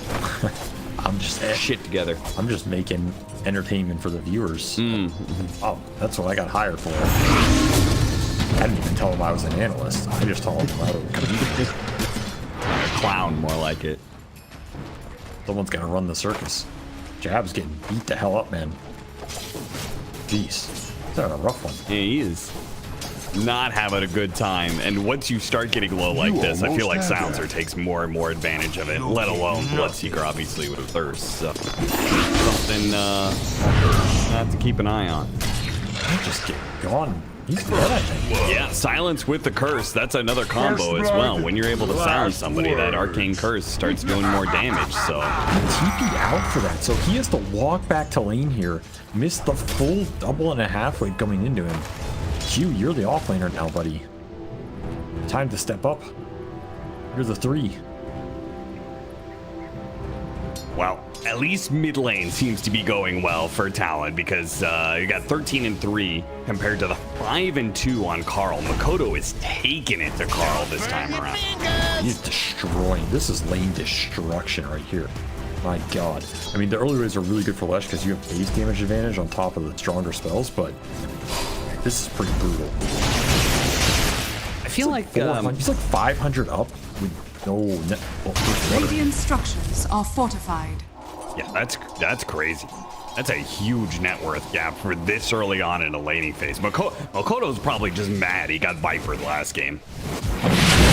Oh, he's like anti-tilted. You know, he got so tilted by it that he flipped around to the other side, and now he's playing out of his mind. Yeah, went flip mode on him. That's what mid players do, man. You can tilt them to a certain point, but then at a certain point you tilt them back up the right way around, you know? And then they're untilted. Now they're just mad. Radiant's courier playing well has been still. killed. Well, at least Q is able to get a little bit of revenge against AU, sniping some couriers. They know about the ward on the high ground now, that's for sure. How's top lane going? We haven't really talked about that one too much. 23 seems to be doing pretty well on net worth, but it's an IO lane, so probably means BossKu is going to be free farming, and he's free farming on a greedy hero, which I think I always like to see. This is a team and a player that are very comfortable playing Doom, well within the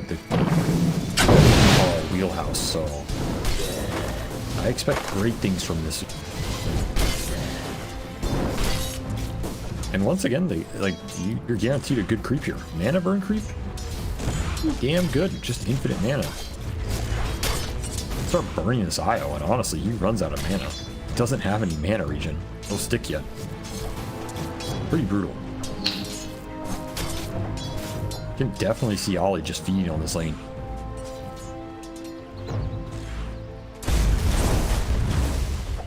Do we have any stats? I mean, I guess both mid laners take really good advantage of stacks, so neither one of the 4 positions have really stacked up the triangle at all just yet, which is definitely something that, like, obviously Mikoto wants to play towards his Bloodstone like he did last game, hopefully more successfully than last game, and then Karl with his Boots of Travel into BKB. It is a little interesting, there's no stacking. I feel like we saw stacking in a lot of the other games where it's maybe just as important, but sometimes it's really hard for Tiny to stack, especially on a lane where his offlaner is getting bullied. I think Tim's feels pretty similar. He just doesn't want to leave Cuckoo on this lane for too long, especially when they're pulling waves and shenanigans. Because Doom is doing pretty well here. He's just going Midas first, I think. So Blacklist are looking to scale in this game. Midas for the Doom, bots first for the Bat. Maelstrom BKB for it. We're gonna hit a pretty nice, like, 20-minute timing or so, where these BKBs come together. Just force them. Okay, we have seen a lot of different off-lane Doom builds, especially out of Southeast Asia. Bump back here with the flame break. Hold up, Q. Well, Karl does take a nuke to the face, so he's not going to be able to keep going. Which Doom build is correct in your mind most of the time? Like, do you like Force's idea of going the Greaves and then back to the Midas? Do you like BossKu's like maximum greediness and going, if you're going to go Midas, you might as well go as early as possible? Do you like the Ags build? Do you like the Aura builds? Like, what do you do with Doom? I mean, it just depends on the game, right? Depends on the role you're playing. If you're supposed to carry the game and get to the Ags, Refresher, BKB, then probably earlier Midas is better. If you have two other carries and you're just playing to support them, the earlier Auras are better. I don't think builds are ever correct or incorrect. It's just about what you're using them for. And I think identifying those in the right key is what's most important. Oh, is Mikoto dead? Avalanche covers them a little bit, but yep, the Fate Bolt zaps him down. Talon get way too aggressive. Mikoto, I mean, maybe he tilted. Maybe he went a little bit more than 360. He might just be tilting back the other direction again. The old 540 tilt. Flipping right back around. That was just an overextension. Silencer's pretty strong in these tower fights. This curse is really annoying. You're gonna give him 2 extra in, 2 off and in hero. Has been killed. Mikoto definitely not happy about that one and a little dumber for it. I think this game we're looking at Doom items. I feel like going Midas early is fine here. I do think Arcane Boots on this hero ends up kind of paying for itself a lot of times, but he's on a really good lane like this. Why not greed it out? Nice toss back. Oh, missed the split earth. That's going to be awkward because they're going to have to chase in for this kill if they want it. And that leaves Mikoto really open to Karl. He's going to be able to use the lasso to be able to stop Q, so we get the double kill on that one. A 1 for AU, 1 for Karl. So 4-1 Blacklist. A nice early lead and a haste rune. Oh, yeah, that's going to be a dream for Karl. In fact, he wanted to go for Ollie there, but there is going to be the tether back thanks to the creep wave. These skirmishes are super. Silencer loves these kind of fights where he just gets free curses off and then he gets to steal your int on the backside. 8 stolen int already. On top of rune control, on top of every time one of these fights happens, you're powering up Raven on that safe lane. He's got the thirst running.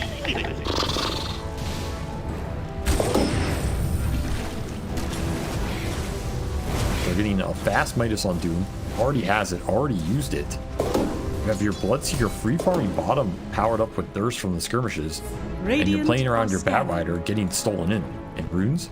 Dire You can't really ask for anything more. Now, quick gank with this haste. I think Jabz just maybe. Well, you can sacrifice him. He tosses up away from him. He's like, no, please get away from me. But ultimately, Q is still going to die. The haste rune put to use to get a quick kill and then just head back to the jungle. Dire's bottom tower is under The only thing I would have liked to see from Blacklist here is maybe some vision on the enemy jungle. Because Mikoto is catching up on stacks, and there's a possibility if you had that vision, you might have made that smoke play to him, right? And I think if you hit that smoke on Mikoto, like there's even double bounty here, extra stacks, you kill him, take all of it. That's the only thing I would like to consider, because when you win these skirmishes, mid players have to catch up. It's good to anticipate this move and kind of plan for it, but you can't blame them. They did get an ob on the triangle. I like this. It shows they are thinking about it at least. And obviously this bottom move doesn't cost them too much with the haste. So still in a decent position, but 23 has not been touched. Going Lincoln's first on North. He's going to be big. Another skirmish fight where Silencer's just destroying you. They just keep on running into this curse, and it, as you said, just keeps on destroying them. Mikoto is maybe going to be... Oh, Karl's just barely able to get away. Jabz, no, actually the ghost got him. I cannot believe that reached far enough. So they trade mid laners this time. The fish nibbled at his heels. The ghost fish. All right. I like that Raven showed up for that fight, though. Yeah, I also like that. It could have been even better for him, but getting another kill on this Lesh is just brutal. Because remember, IO Lesh is a lot about the tempo, a lot about the runes, towers. They're getting none of it. He was dead again? Yeah, he suicides in to be able to get the toss back on Tim, but it doesn't even work. And Karl's back into play with the boots of travel. And with a blood right here, Jabz' fate is sealed. Blacklist Rivalry bringing multiple heroes. They're not letting Jabz getting any momentum out of this exorcism. Ooh, catch for BossKu. That's a nice one. 23 falls. Dire's middle tower is under Titus, attack. and you're killing the enemy carry? BossKu is feeling himself this game. Yeah, seriously. I mean, these guys are playing really well right now. This is looking like they are putting up a pretty good argument for a nice, clean 2-0, but we'll see. The one upside is Karl still kind of poor. Oh, But kalma lang ha, kalma. honestly, Relax lang. it's okay for him to be poor because his job is pretty simple, right? Just get bots BKB and lasso somebody. It's kind of it. I don't think he has to like have some crazy backing. His Doom is going to be really farmed. Bloodseeker can get involved in these fights, as we've seen. And his supports are really fat. Like, look at the support levels. 7 and 6. You have stolen level 4 Siphon for this Rubik. He's a monster right now on Tim's. And AU has 16 stolen int. I mean, a lot of that's from Lesh, but a deep is from Q. Radiant's middle tower Yeah, is that under attack. Hurts. He really hurts the Tiny in this game. He's really dumb. I mean, he has 0 agi. He's about to have Dire's 0 top int. tower is under attack. Radiant's bottom tower is It's a under hard knock attack. life out there for Q. I mean, they're in head full of rocks. That's what they say. Now BossKu is working towards a BKB as his next item after the Midas. Radiant's So bottom tower is he's under actually going to attack. back away from bottom, but Karl's going to TP in. So Karl wants to fight here, but BossKu's like, nah, man, I'm focusing my farm. That BKB timing is the only thing that Dire's matters. top tower He's is having under such a attack. good game lineup. 23 even stole Doom so he could devour something of his own. Trying to match the greed. But That's an still, idea. It's another IO-Lesh game where I do not feel that IO-Lesh has accomplished nearly what they wanted to. Total is 1 and 3. Dire's top tower So is under back attack. when you played, you guys would run IO-Lash quite a bit. Is there something that you feel like Talon is not doing correctly with this combo, or is it more about Blacklist is just answering the duo really well? I think this game, they skirmish too much. Okay. Like IO-Lesh, you don't care what the hell happens in the first 10 minutes of the game. You just want to get the Bloodstone as fast as possible. Dire Sure. If you are watch- scanning. Radiant are scanning. Radiant's bottom tower is under attack.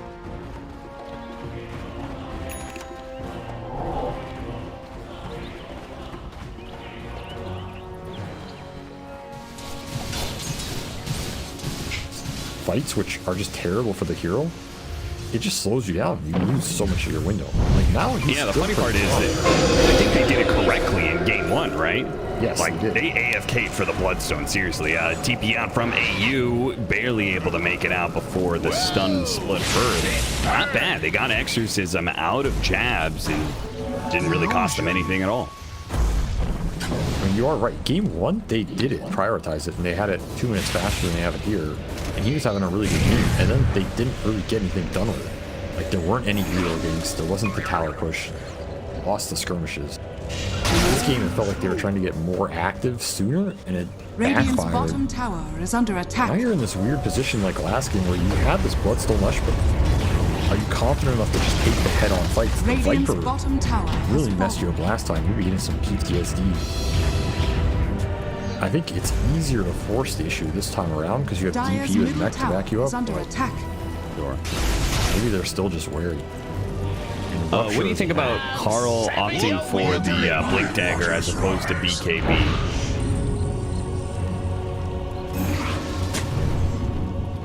So it's okay. It's okay. I mean, normally I would say BKB is way better here, but they have global. Dire's top tower is under So attack. maybe global allows you to just blink lasso a core and you global after and you just kill the core. Makes it more reliable. That part I like because blink initiators with silencer make his game very easy. So I like that aspect of it. Well, one core he's not going to be blink lassoing is the Morphling. 23 already has Lincoln's done, so he's got the answer to the Bat Rider, at least the first answer. He's big this game. He's gonna be big, and this is a pretty solid morph game with that Lincoln. It's not a lot to easily break through. This is a big pivot right here in this mid. This is a very important next fight. There's that link reveal. Global Might have get out with the last track, pulled back in with a global silence, and the eyyou falling in. Ollie trying to help Mikoto. It's just getting worse and worse. Karl tipping Mikoto like this. I mean, hey, I think it's almost deserved at this point in time. I feel like Karl has just cleanly answered Mikoto both game 1 and 2. Nice two-man avalanche though. 23 shows up and quickly eliminates one. Raven falls. BossKu's going to be pushed back. Turns around, threatens the Doom, then thinks better of it. God damn it, what the hell was Dire's that? middle tower has It's been so denied. much burst, my god. Just Ava into Max Agi Morph. Radiant's top Disintegrated. tower is under attack. Nice turnaround find at least. But yeah, this reload save is not going to be reliable this game. Way too much interrupt. And like they were baiting him. It was very clear they had the idea of we're going to try and save him there, but once again, Mikoto just outnumbered and outgunned. His game is super slow now. Also worth noting, Tim's had stolen exorcism. Yeah, I saw. I don't think he really did much with it. Yeah. Now he has tether. He's going neck. He's going to be the better eyyou. Oh. With an ultimate that actually works. Radiant's middle tower is under attack. 23. Okay. Radiant structures They're rallying are around their fortified. carry now. And he's got this Lincoln's. We'll bring him to the fights. I feel like it's a little early to get the Morphling involved, but I guess they probably need the extra help, honestly. They need the help, and Dire's top he tower can get is involved under because there attack. isn't clear initiation. You don't have the Lincoln's break on Karl yet. He's going force down now. Probably won't throw that thing. Otherwise, it's just Tim's breaking in. Tim's probably Dire's dead. top tower is under attack. Tried to use tether to get out, but unfortunately it was too close, so he didn't get drug anywhere. Talon don't want to force Roche with Exo, and that kind of points to where they feel they are in this game. I think if they were a lot stronger by now, let's say they're up 4 or 5k, they would just be doing Road with a level 2 Exo with the DP Greaves and the eyyou locket. So when we talk about this game being slowed down for them, this is the effect. Like, sure, it's not that they're losing so much on net worth or anything. The game progression that they want between this DP, taking Roche and powering up the IOS is not there right now. And that means more time for BKBs to come out for Blacklist. As Raven finishes his, BossKu has his. Two ready, 2 to go. Yeah, considering the answers they have to Leshrac, you kind of needed to get the ball rolling early on, I think, for this hero. It's ideal. He can still farm his way back into the late game. Still going to be a threat. Radiant are Still have to keep scanning. in mind that Batrider's a bit behind.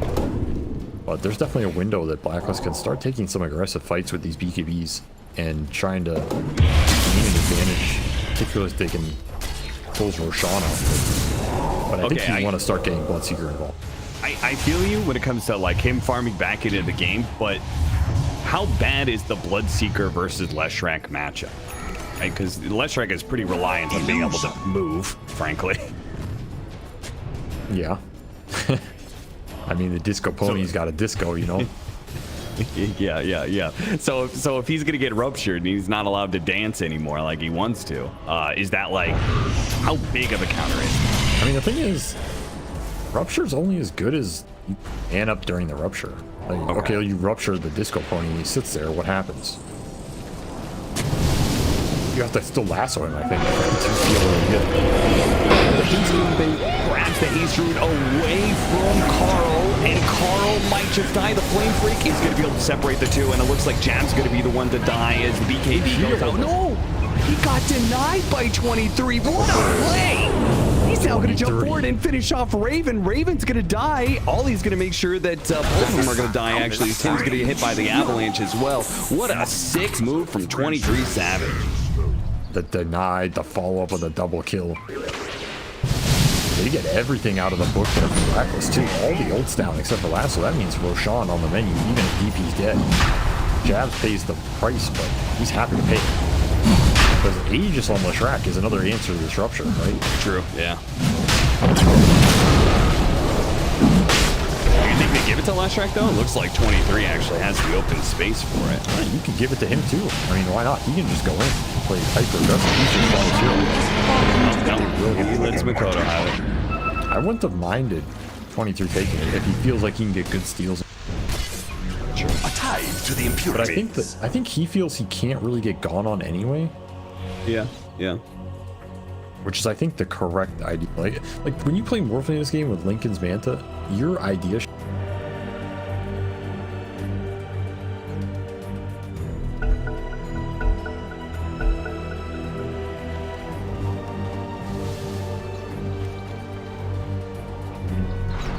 Play Morphling, like, oh, I'm gonna get jumped, guys. Young They're gonna try and jump him right now. He got jumped, and when guys. the Centaur's done, they manage to get him with the lasso. Sure enough. Don't feel like I could get jumped, guys. I don't need the Aegis. Dies literally 30 seconds later. You know why he died. You know why he died there. It was the pause. Classic, like, pause. Got him. Destroyed his mentality of where heroes were, and then he died. You know what's funny? I was just about to hype up the 23 Savage Morph. This is his most played hero. Yeah, this guy has like over 800 games, hub games of Morphling. He's got 79. This will be his 80th match actually in professional Dota 2. Damn, that's a lot. Yeah.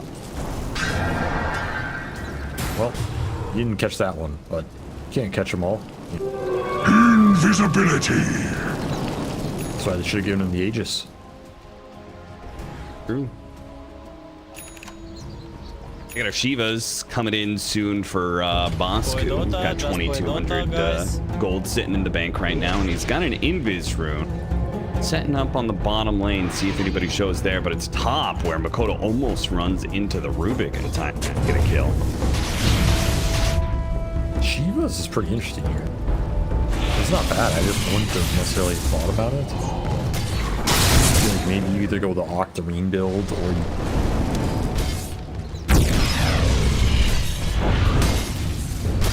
I don't know, I guess Shivas. I feel like to there's me, a way like, to deal more damage.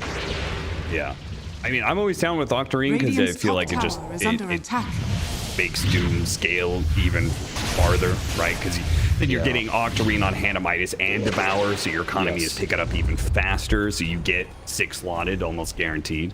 I think the extra cast range is also underrated because it means you can blink farther, which means you can guarantee like a hoof stomp and do a Doom or something. But I don't think there's anything wrong with Shivas. I do worry about their damage in terms of the jump being enough burst in one target and take the follow-up fight.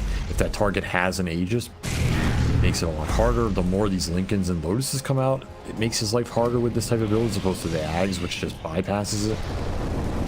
There's a lot of questions that remain to be answered in this game, and I guess it's the beauty of Bo's Dota. gonna break. They're gonna be able to get the initiation onto Tim's. Tim's gonna die first.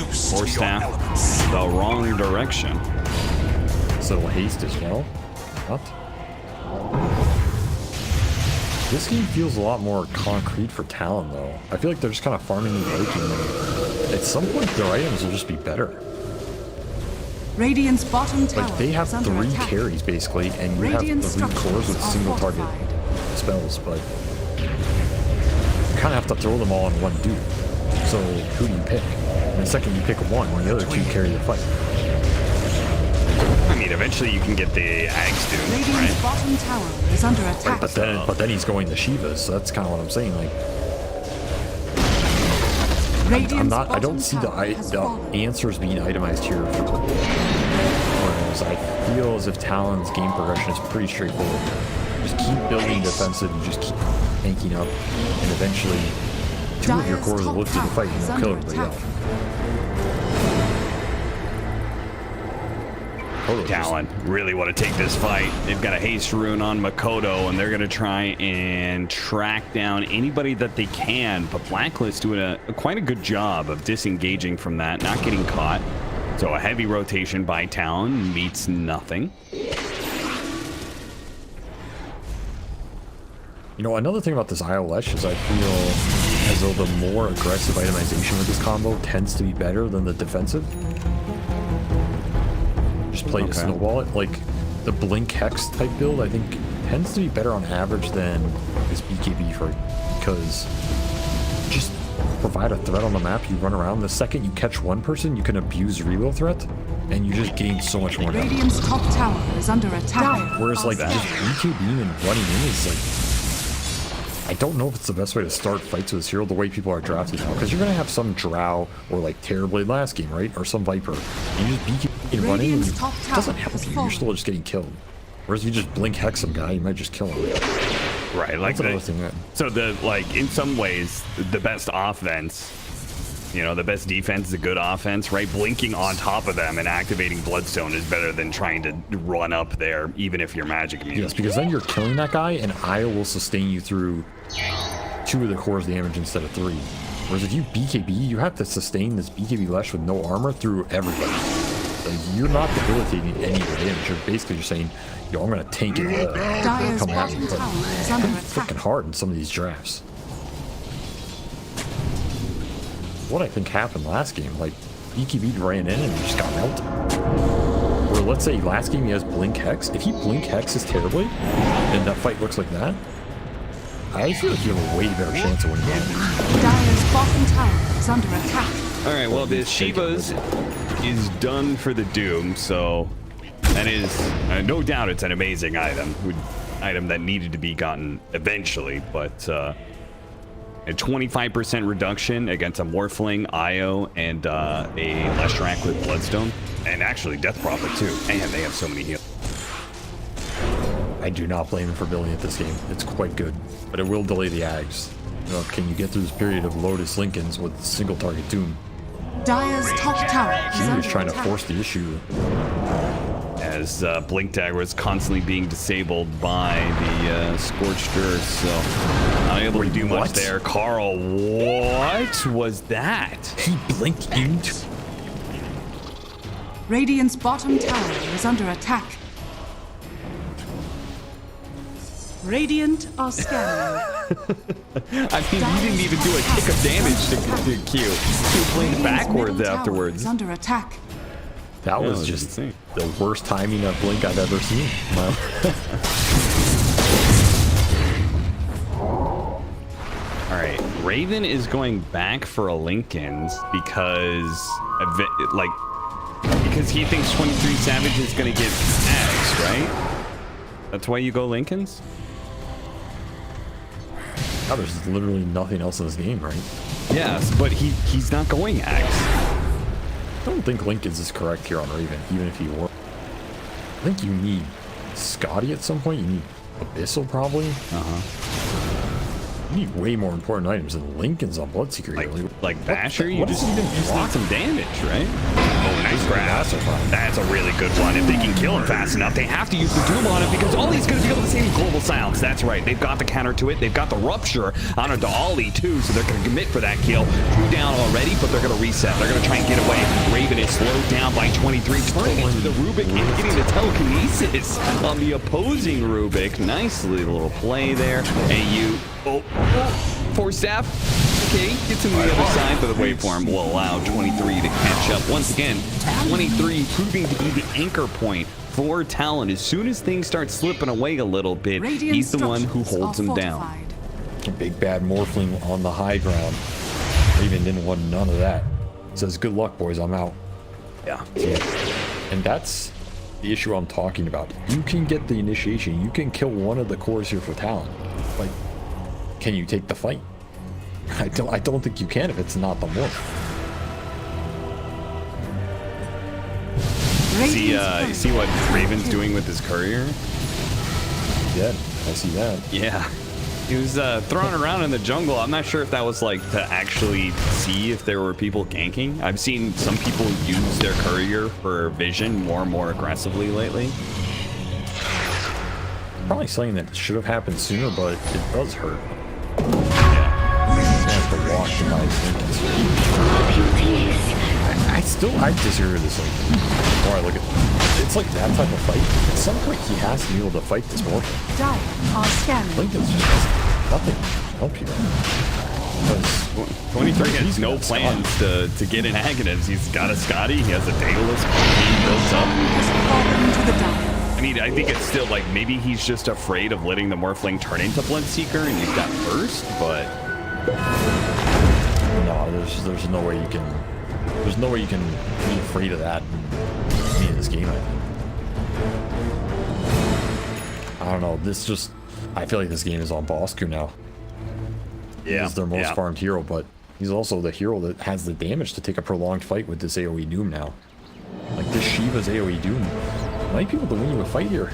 They have high ground Doom's vision. not up for another 10 seconds, so Blacklist need to be careful not to get caught right now. Q on the hunt, jumps forward, hits the avalanche. Only on a BossKu though, not who he wanted. He wanted Tim's. Who? 23 actually turning into the Rubik once again, catching Tim's by using his own spells against him. There is only one Grand Magus, and it is the Grand Watery Boy. Middle tower is under attack. Another good catch. That's Gem. Oh, losing their gem would be massive, Karl. His gem on the ground, nobody from Talon to pick it up. The courier's gonna be there, but 23 is just gonna keep it going here. Straight to the tier 3s. Base. Another tossback threat. Gets a boy Force use BKB. They're going to turn around and try and finish off Q with the BKB, but the heals are too much. Ollie, thanks to the Guardian Greaves actually from Jabz, they keep Q alive. He's going to TP backwards here. Radiant's middle barracks are under Still attack. have Doom up. Radiant now you don't have structures are BKBs. fortified.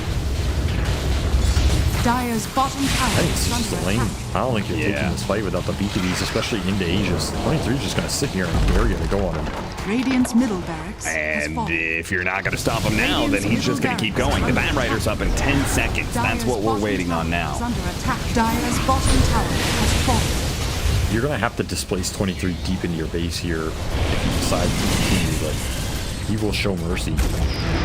Will give you time to think about your sins.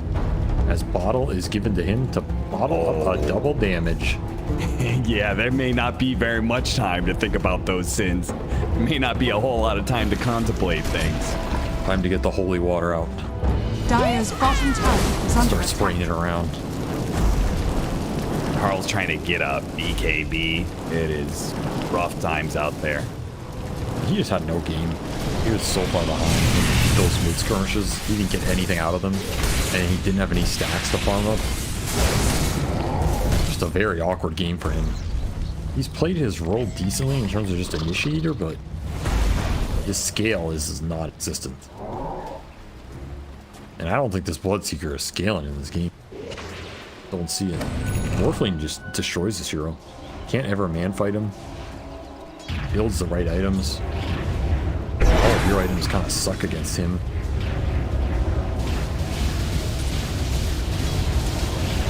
Maybe they'll feel a bit better if they can get to like level 25, where you have the rupture charges. Good luck. About to have a double damage morph hitting your base. 6 levels off that. Okay, he picked up the shard on BossKu, so now he's got some seriously some extra damage and some extra stuns. And Morphling just might tick in to level 21 here. Radiant's bottom tower is under attack. Early Exo, we're just trying to force it. There's double damage at work. Putting the pressure on. Blacklist need to react soon. They've used the Doom. They go straight into the Morphling, trying to deal with him. Now they go back to Jabz. Ollie's going to be able to help out 23, so they do manage to finish off one. Look at this Morphling go. I mean, Radiant's bottom barracks one are under downside of attack. dooming yourself, you're not applying Doom for that basic dispel, so he kept the double damage that entire fight. Once again, you can kill one core, but you're not getting the other 2. This is the problem with Doom lineups versus these tri-cores. Eventually, they just outscale you. The fights are really hard for BossKu. He needs refresher, Hex or something. Again, the Morph is the one you want to kill, but of course they have Aegis there, so you can't go on it. At least you're getting something out of that fight. That was rough. I mean, Raven, BossKu, they see 23 Savage, or they just have to walk away. And maybe once Aegis is out, you take another fight like that, maybe you can kill this Morph. There's some decent damage here on the mana. You have Basher for Raven now as well. Kind of getting there, but for right now, 23 Savage is still king of this game. No doubt about it. Oh, another downside to that last fight was level 19 Doom, so he didn't have the minus 35 seconds Doom cooldown, which would have been nice because they could have been in fighting shape right now, which could have been important for contesting what is an upcoming Roshan. Almighty money. Radiant's top tower is under attack. Dire's bottom tower is under attack. If you're Blacklist, apparently what you can do is farm. Radiant's top tower is under attack. Dire's bottom Enough tower gold, is under attack. just enough money will get us through any trial or tribulation. Exactly. It's like those things you tell yourself at night, to get yourself to sleep. My dad's gonna come back any day. Just keep farming, guys. We can win. If I just win this Dota game, maybe he'll finally be proud of me. Can't be that much milk in the world. 15 to 12, 9,000 net worth lead for Talon, and Talon Radiant's top tower seem to be is in a under very, attack. very good spot to force this to a game 3 right now. And you could see they're being very, very cautious. They're playing in a lane on a lane ward, just chilling out, waiting for Blacklist to show themselves on the map somewhere, because they're not showing anywhere, so they think they're probably smoked up or something. Jabz is gonna show. Lotus just makes it super annoying to go on him. I mean, these fights are just entirely on BossKu. You get a good AoE Doom off, you get on the top of the Morphling, you burst the Morphling in that duration. You gotta make sure you global Dire are scanning. most of the backline save here as well if you can. It's a lot of things that have to go right here for Blacklist, and I think if Morphling somehow gets out of Doom or survives it, you're probably not winning the fight. I think 23 will win the fight as long as he's not killed in that window, regardless of what happens to his team almost. Another double damage. Another double damage. A scythe pickup for Mikoto with a blink dagger. This is where that rush becomes really scary, because if he blink hexes Doom or something, the fight's just over, I think. They show the double damage, so Talon very likely are not going to leave their little hole right now. Nope, they're probably just playing for next Roche, and they're going to end the game with Aegis, because Aegis is their best friend right here. It makes the fight even harder, right? Aegis on Morph is just, girl, screw yourself, you know?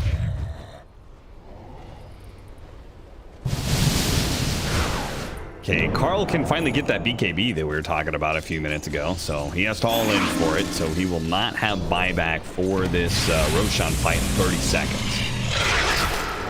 He's getting some scale going. Level 22, you get the extra flame break. Really important talent for this year. More of a threat for sure. Remember, there's no BKB pierce on Talon. So during this BKB window, you still do have free reign outside of Morphling killing you, which... yeah, that kind of sucks, but there's not much you can do about that. The best BKB pierce is just, you know, physical damage. Lots of it. Always has been. And Chrono. Chrono's pretty good. Radiant are scanning. Alright. Roshan is spawned. What is it? It's Ags. That's pretty spooky. Spooky for who? I don't know. It's just spooky, man. Somebody's getting it. I mean, the blood Ags mist. Oh. would be the audio. Hey man, you saw that one Bloodseeker that played again. The bloodness Bloodseeker is no joke in the league. Oh, he found Jabz. Got the lasso. He does have the status resistant item though, so it's not going to last very long. The telekinesis trying to throw him back, but it's still not good enough. What a timely neutral item pickup. Yeah. Well, that feels kind of bad if you're Karl. Kind of sitting here like, guys, when do I get to have an easy game? He's going to work on... He's going to get... Why is he getting a Lincoln? Shouldn't Refresher be the item? Wait, is he afraid of Lotus Orb bouncing back? So he wants a Lincoln's to stop the bounce back of... Yeah, it's the only reason here. Interesting. I don't know. These are some interesting Lincoln spheres. I've ever seen somebody get Lincoln's because of Lotus Orb. I mean, maybe it was the same for Raven to some degree. Yeah, getting Ruptured is terrible for that hero. Ooh, BKB force, because otherwise he might have been tossed back. He didn't know. Problem is you're losing lasso, you're losing BKB. There it is. They got the scythe on the Doom, just what you were talking about, but there is going to be the Force Staff to separate him. So that means a BKB is now done on Mikoto, and they've used Exorcism. I like these ghosts. You can also read. They're gonna go for it. They use the AoE Doom, locking down Jabz, but look at BossKu taking so much damage. It's only because of Glimmer Cape that he stops taking. They got the Lash. Get the last one, pull back on the Lash. This is perfect for them. They hit a love stomp, they finish him off, and Raven just heals up a ton off of that one. But BossKu stuck in a corner and is going to be finished off. 23. Wastes no time putting him in the ground. Man, this morph is just so strong, man. Radiant's He's top just tower weaving is into under the Doom, attack. killing him during it. Radiant's top tower has fallen. There's nothing you can do, too. There is no easy answer to this Morphling. It's just a really good Lincoln's game, a really good Morphling game. He even has Ninja Gear to just smoke himself into the fight. It's a tough break. You gotta feel for BossKu. He's trying his best in these fights, and honestly, that fight was pretty damn well played. They got 2 cores for 1, and they still lost the fight, in a sense. Yeah. That's how hard this game is. You get 3 items over to the Morphling. Consumes the Aghanim Scepter as Aegis and Cheese. The rest of the team does not, though. They're just going to try and kite around 23 and go for the back line. It seems like that is the entire game plan for them. Yeah, but they can't. He's an impenetrable wall. Again, that's 2 cores dead. They are not confident to do anything there. Speaks to how powerful this Morphling is in this. It's almost like nobody else matters. Seriously, I don't think anybody else does. I mean, maybe Q. Q matters a little bit for some stuns and some toss action.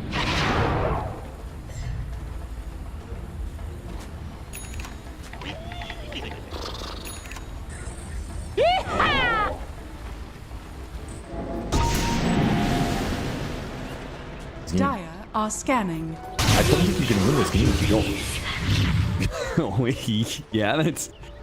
I mean, unless 23 is going to lose the game with... how many deaths does he have? 2. He got sniped by 1 Doom. What was the other death? Remember? Oh, the lasso. That was like one of the first time they successfully used lasso and just... Okay, I should restate that last sentence because that last statement was kind of dumb. What I meant is, like, you have to be able to kill him in one of the fights over the other 2 cores, you know? Like, I don't think you can just keep taking the fights where you kill DP and you kill Lesh and then 23 is still up. You're not winning those fights. Can't save him for long. You know, in a sense, yes. Yeah, well, and he's critting for 1,000 damage a hit. I mean, look at him, dude. He's thinking about a Divine Rapier next. He's like, he has the waveform close out this game. He has Swift Blink. He has another goddamn double damage room. He has Dato's BKB cheese in his backpack. He has an Ags now. He literally has everything. Double damage is so scary on Morphling.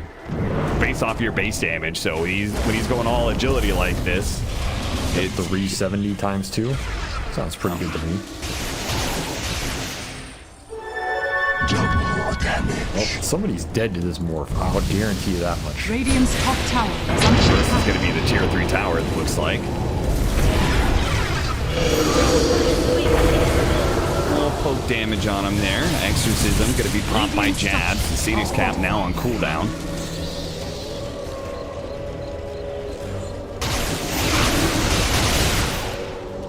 What's your play? What's your move? Who you want to jump? You want to jump this Death Prophet again? You can't jump the Morph. He's got Aegis.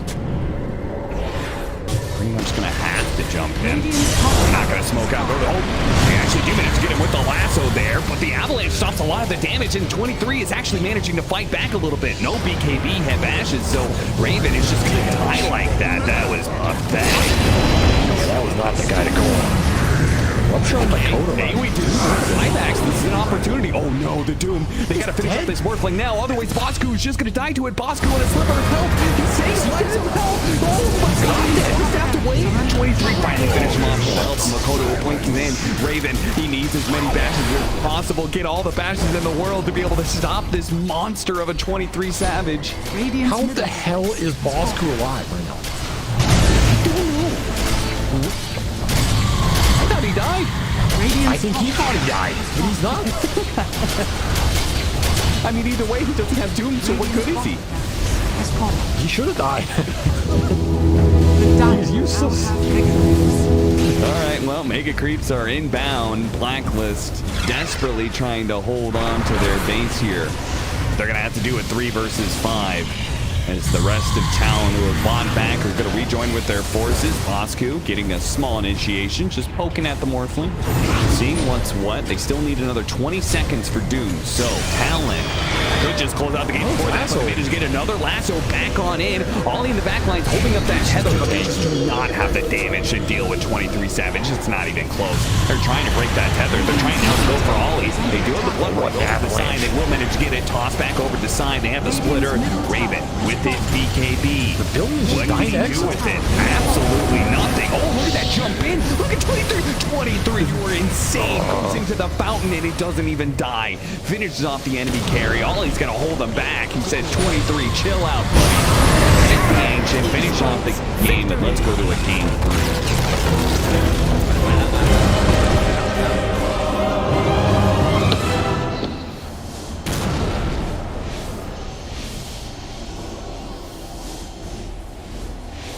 Talon were not even necessary.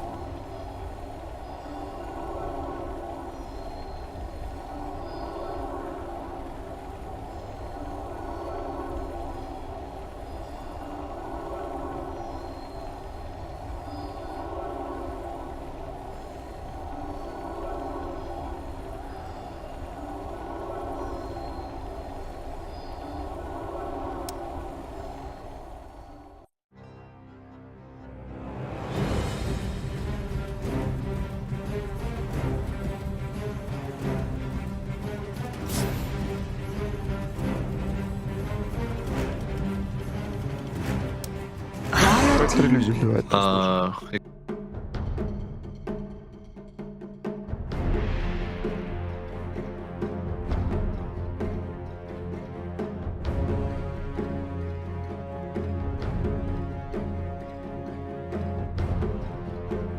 10 seconds remaining. 5 seconds remaining.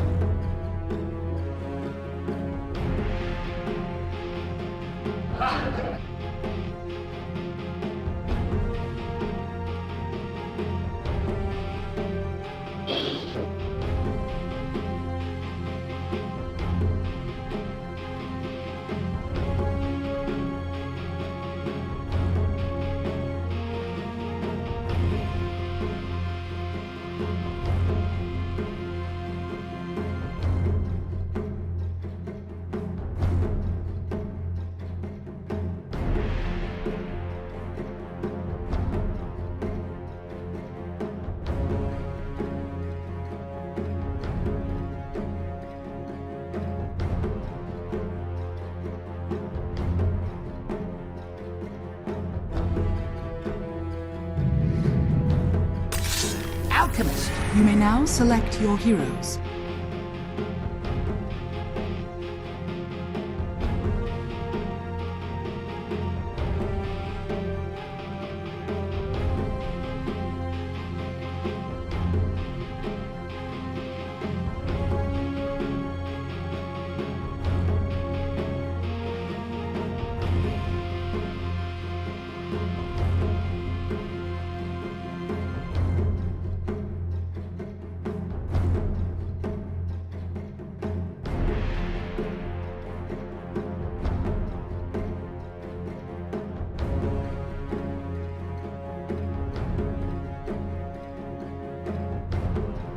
Ten seconds remaining.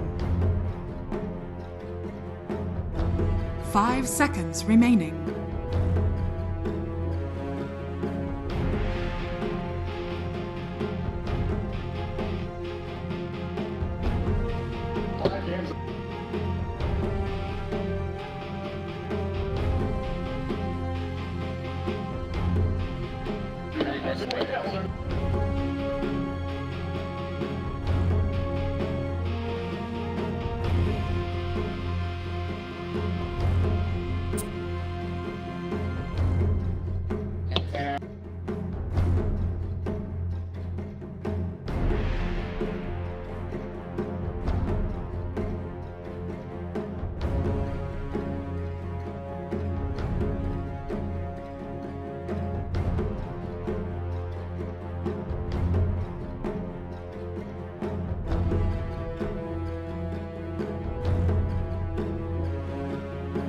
The second series is gonna have a second offlane alchemist, Avery. I don't know how to feel about it.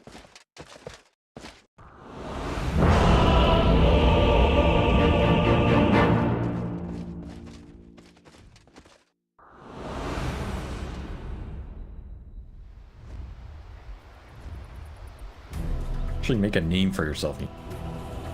What wasn't that the duo that we saw earlier? Offlane alchemist? I don't remember. Oh, kalma lang kalma. Relax lang. Because I think it was because he had the minus armor orb. Relax lang. I'm fairly certain. Right? Kalma lang Dota, just play kalma. Dota, Relax lang. guys. Relax lang.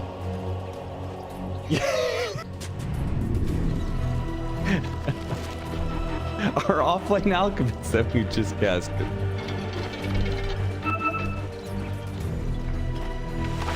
Yes.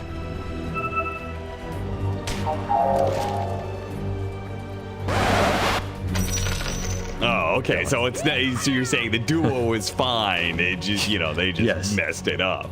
Yeah, you were confusing me because I thought you were talking about a different game. 30 seconds to battle. That game went rough for him, but even then he came back. I just think that lane should go better. Like, I actually don't think the Undying should necessarily full zone the Alc like that.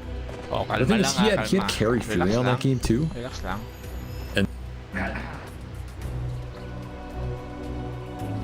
then hit by treants. Most carries are not that good at zoning. Okay, so you don't think Chaos Knight is going to be nearly as The good battle begins. against that matchup? This duo has to end-fight you really. And I think you can just man up with Acid Spray plus Acorn Shot. I don't think CK can fight Acid Spray Acorn Shot. So I think you don't get zoned, and therefore I think this lane can play the lane how it wants to and do a lot better. Sure, yeah. I guess that's what I was trying to say in the end, but Okay, and then but that's okay. what about the super good Enigma versus Tiny? We heard the panel talk about it. This Carry Kunkka is supposed to be a counter to it. Do you believe in that? Oh yeah, Kunkka wins the lane. I just don't know if he wins the game. Sure. I don't have much faith in carry Kunkka concept. Like, he's good with the carry mids, but again, how many teams play the carry mids? Like Shadow Fiend, the Arc Wardens, this type of stuff, right? Not a lot of teams. And here he has a bat mid. Just don't have a Roche killer, so you have to pick this offlane Alk. Maybe Alk is the real carry here. I kind of like that conceptually. Way I pick up the carry, but Kunkka's not a true. But then you have a Roche killer, you have an objective taker. I expect BossKu to go full carry items here. Okay, but if that's the case, like, wouldn't like you're still gonna have a little bit slower of a radiance by being in the offlane, surely. Do you though? Do you have a slower radiance? I mean, it was a slower radiance. It was like a 17-minute radiance in our first game of the day or something like that, as opposed to, you know, like the 13-minute average. It's probably a little slower on average, but honestly, there's some games you get it really fast. You remember when 33 used to play it offlane? You get it really fast radiance timings. And you can power it up. And the upside is you get a safe lane Kunkka who is gonna mega free farm. Have a lot of net worth you can put towards whatever the hell he wants. So maybe you just rather have that in terms of the reliability. An Alk who leaves the safe lane, and then you lose map. Because the upside is this Kunkka can sit top. It's really annoying for Jabz. He can never push the tower, he can never play aggressive. There's no game threat here really. And then Alk, if he retreats to the jungle, what do you get out of your safe lane being empty with this? Hey, not much. Right, the game flow for Talon is Enigma wants to kick the safe laner out, take the tower.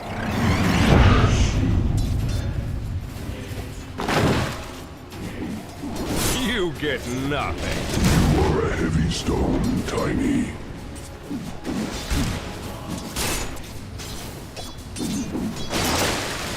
Alk's farming. I mean, top of the net worth for his team.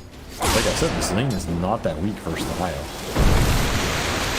There does seem to be a weird blurring of the lines as time goes on between the safe lane and off lane carry. Nice toss back with so many Eidolons. Raven is getting pummeled with the body blocking in from Q as well. Raven's not getting away from this one. He's going to be stuck here, and the Eidolon should be enough to finish him off, or Q will snag the last hit. Either way, it's a first blood for Talon. It's just a bad death. Gotta recognize the pull. You can't get caught by this toss combo. And you're supposed to be the bulwark up here that shuts down the Enigma with early Eidolon killing. Instead, you're feeding the kill away. Not only killed, you're feeding first blood. What are these grits? They're out of control. BossKu is dead. Okay, just critted him into another round. He just crit him 3 times in a row, I think. Just play Dota, guys. Uh-huh. Didn't like that one too. I gave it a uh-huh. Gave it a 3. A 3. That's a you know, like I didn't give it a 2. It was not good. I don't know. You shouldn't have had any react. But why not just crit him down? Mouth. Gotta smack the ogre, tell him who's boss. I mean, now you got to level 3 on this lane. You're pretty happy. This is when this lane kicks off. You get the level 2 overcharge. You just start smacking him. Yeah, I see. I was not convinced by your pitch of the Alchemist Hoodwink being able to really take it to the Chaos Knight. Chaos Knight is a... I mean, I don't think you take it to him. I just think you don't get abused. You get to play the lane, which is all Alpha. Because he has 20 CS on Alpha. That's pretty good. Yeah. Like, maybe you die once or twice, but if you're getting farmed, you don't really care. He's gonna go fast Vanguard here, so if he gets to that, he should be just in a better spot. Okay, I mean, part of this is Tim's fault, though, by the way. He keeps missing some bushwhacks, so Yes, maybe he's that's missed it. part of it. Dire's structures are He's fortified. not helping. Dive in mid, flame break, pumps him back, and Karl's gonna retreat with the TP coming in, but he gets hit by the stun on his way out, and the TP's gonna aggro. ensure that he dies. Karl, what have you done? What have you done? Meanwhile, eyyou goes down top. This Kunkka lane is not winning. This game already looks like a disaster for the Blacklist. Yeah, it kind of does. Oh, Tim's pulled back in the bottom lane. Got the tower aggro on him, too. What are these tower Going aggros? on with tower aggro and Blacklist, man. Towers are not your friend, son. Somebody tell Blacklist that. 22 Savage is just 1v2. It's like, he's level 5 to BossKu's 3. This lane is an absolute train wreck. The Kunkka is a level behind Enigma. Not killing Eidolon. Oh, and Karl's gonna die is dead too. again.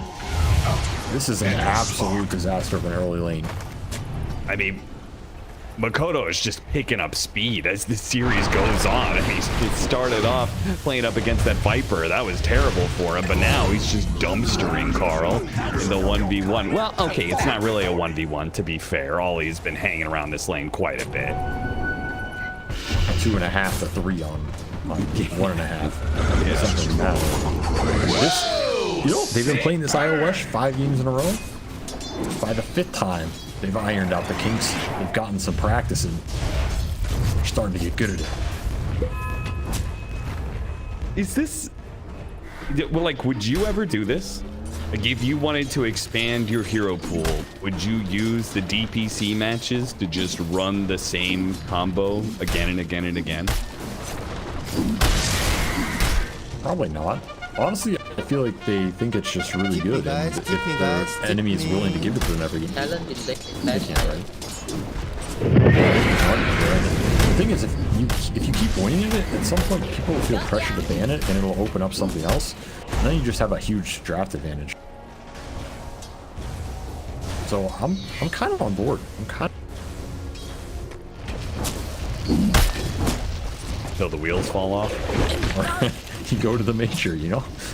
Either way, you're getting relocated somewhere, you know what I'm saying? Like, True. either Change your Germany scenery. or out of the team house, but getting relocated Out of the mansion. back into the Few seconds stun, Tim's. Oh, nice cut there. And 23. He's really pumping on all crits. cylinders. He's just going to be able to bring down BossKu again, man. Really great reactions by him with this quelling play. This is a couple times now. He's cut down a tree, prevented the bushwhack from landing. Right, if you spam click it in predictive territory, pretty reliable. Radiant's top Mikoto tower is needs a under little help attack. here. Q's going to try and help him with an avalanche. Boss straight up in the air on the Bat Rider. There's so much you can do here. The flame break into the lasso is going to ensure the death of Mikoto, but Karl may still fall. The Malefice in one swing of Q's heavy fist will bring him down. Straight back to the mansion. Going back to the top boys. Another death for Karl, man. 0-3. He's having a rough. No runes either. Mid bat really suffers. If you're playing the skirmish bat and you don't get the runes, you're really sad. Because otherwise you could just be stacking and clearing camps. Really boat. Nothing. Scary little situation. Forced it out of him, I guess. Oh, kalma lang ha, Level kalma. disparity. Relax lang. Relax This is lang. brutal. 23 is almost level 8. The Dire's BossKu's middle tower is under attack. just got 5. That's crazy. With the X, missed the avalanche, or missed the torrent, but it doesn't matter too much. Mikoto is going to be here, though. He's silenced, but he still has his ultimate going, so he's going to be able to bring down Raven. Let's see if they can get a little bit more. Thinking about it, Bushwhack is going to be able to catch the IO, so Blacklist turn around, but the two-man black hole left. Two-man stun followed up from Mikoto, too. Cleaning house now. Blacklist on the run. Karl is able to stay alive, ever so Dire's barely. bottom tower is under attack. A little early on the split earth, honestly. Yeah. I think if Mikoto is a bit patient there, plays it right and chains it, you get both. So Karl skirts around death as Tim's plays a tune. It's gonna be playing the smallest violin for them pretty soon. Is the way this game's going. Got some stacks going on though. Yeah, stack is nice. They need the stacks here because it is an outline. Okay. Okay, Ollie. Q needed some help and canceled, I think, his tethered target. Thinking it was a little bit too dangerous. Meanwhile, top lane looks like the Enigma is gonna die. Raven. And finally, we get to see something out of this Safelane Kunkka because I just haven't been paying that much attention to him, but it seems like things were kind of quiet and Enigma seemed to be farming just perfectly fine. I mean, the early start to that wave was really bad for Raven.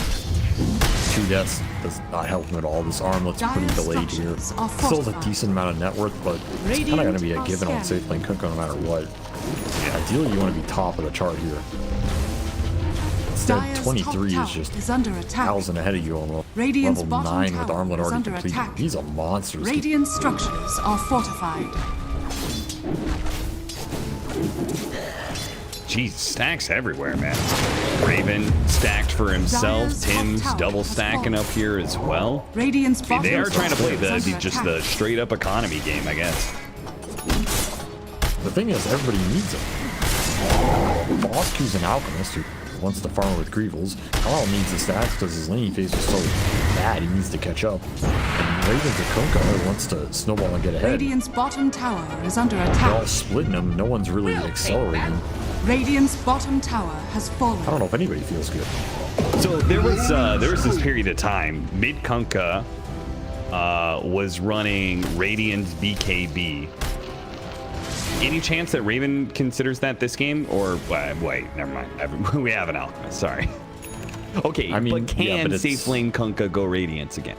It's a possibility. Yeah, I don't think it's terrible on the hero because the super high damage works with your cleave, right? Kunkka just wants damage. He doesn't really want attack speed or anything. Yeah. And he stays alive in the fights. I actually think the Radiance might be pretty good on this matchup. He could have gone it because this Offlane now does not have to go the Radiance build. He can go the Crimson AC Pixel Fight stun build. Yeah, you say that, but have we seen an Offlane alchemist from Southeast Asia not go the Radiance build? No, but have we seen them not do it? I don't know. It's way too late in the day for my brain to figure that out. I'm just saying it. The second you would expect an SEA offlaner not to do something is usually when they do it. Well, BossKu did you expect BossKu to be dying again? Trying to go for the kill on the Enigma. The global sound goes out, and they needed it too, because he maybe could have gotten off a black hole there. Raven is probably going to be dying here. They're going to toss the Leshrac on top of Raven. Raven trying to juke out the stuns, but there is going to be no stun used. Mikoto doesn't need it. Somebody help the Admiral, man. Baby's sinking right now. Tim slows him down. Splitter just barely off the mark. Level 2 Splitter, not quite big enough for that little play. Meanwhile, 23 is going to be able to catch AU mid. Not the case. And the thing is, this is heating up to be another game where 23, because he's so farmed, he's going to be able to do early Roshans and give Aegis to Mikoto there. And that's just going to get out of control because Karl's too far behind. That has nothing. He has bots and Ogre Club. I don't know if this is enough firepower to go into those mid-game fights. BossKu is going to be farming for a while here. I'm going to Radiance, but it's still a ways away. You can get all of the stack priority out of there. Just a lot that has to come online here for Blacklist in the next 5 to 10 minutes. I think they get out-farmed, but they might get outpaced here. You're going to have a blink on Q pretty soon, too. This is a nice window Talon's creating. If they take advantage of it, might just blow the game up. I kind of think Raven needs to go down here, and he is going to be able to get a kill on a Q. Karl's going to rotate to just make sure that Q does end up going down, which is a really important kill because he was closing in on the blink dagger too. So nice timing, small pickoff there for Blacklist, but they need a whole lot more than just that. Dire's bottom you have to tower deny is under something attack. here from what Talon's getting. get your bad time to get back in the game and accelerate the other dude. A relocate to where his ex was. Oh, but a beautiful bushwhack timing there from Tim's. Bails Raven out of what would have been certain death, I feel.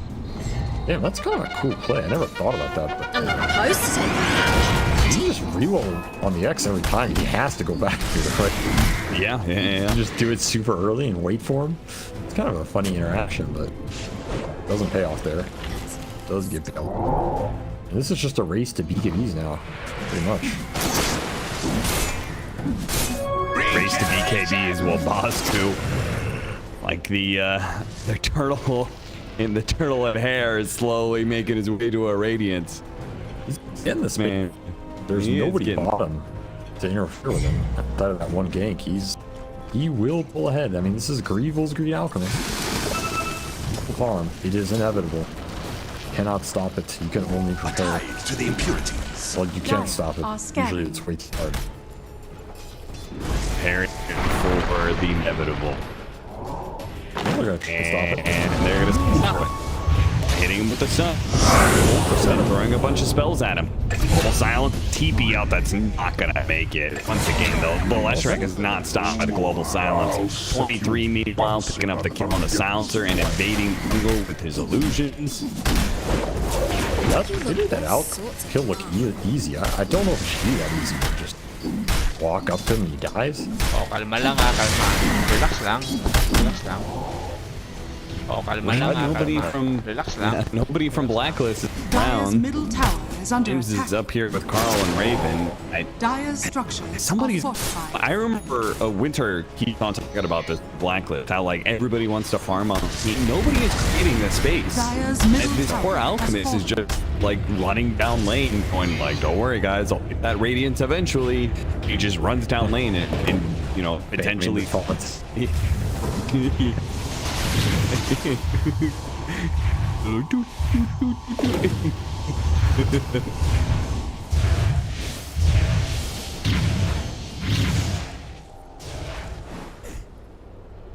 Yeah. Hasn't done anything except trying. Yeah. Who's creating this beast? Oh, what a jump in front of you. Green at it, Blanche with the combo. With the backside, just disappeared. Oh, 23 blows him up with the blink dagger pickup that he has. And geez. Roach. Okay, That's just that Roach. was Roach. You're cruise on this Enigma, you're hitting or timing the fourth objective. There's no way you can fight this with a secret relic alchemist. I mean, good luck. Dire's middle Sure, tower you're not is under losing net attack. worth. Temple for Talon is going to be too fast here. Just trying to accelerate the map. You have these space to farm. As you pointed out, a bunch of heroes Blacklist needs to get farm on. Radiant's bottom tower is Yeah, under he attack. can beat Offlane. Also, no, right. Raven has his, but just cook him. I mean, he's not killing anybody. He's fighting the team fight. I mean, my question is, did Raven really have to AFK at BKB? Or could he have fought, like, outside of his own lane? Could he have fought with just an arm? I mean, where does he go? It's pretty much only the tier 1 mid they could have fought at. He goes there and helps Karl take the fight, but that's just such a weird engagement. Like, you I mean, rotate down to the Alchemist lane and kill the Chaos Knight? You know, I feel like there's an option there. I just think he felt like he wanted to defend against the Enigma too.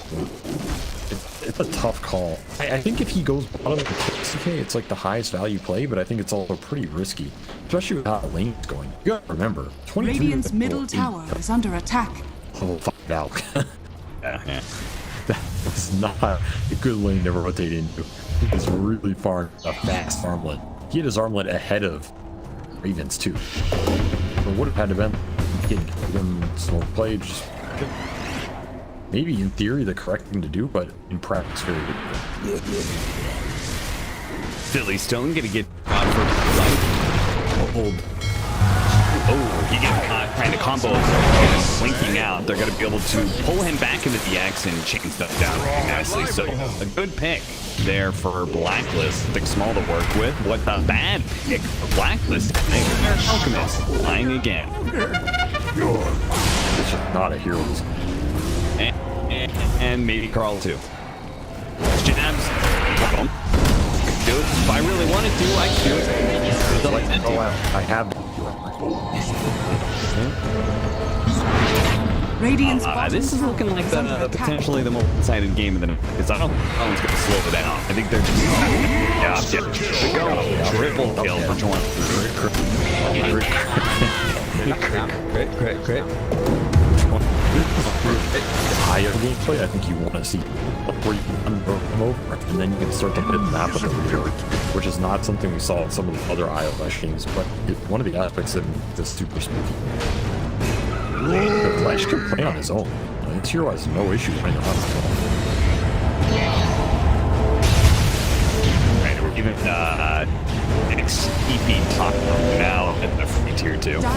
We're gonna watch Alchemist die again. Radiant's bottom tower is under attack.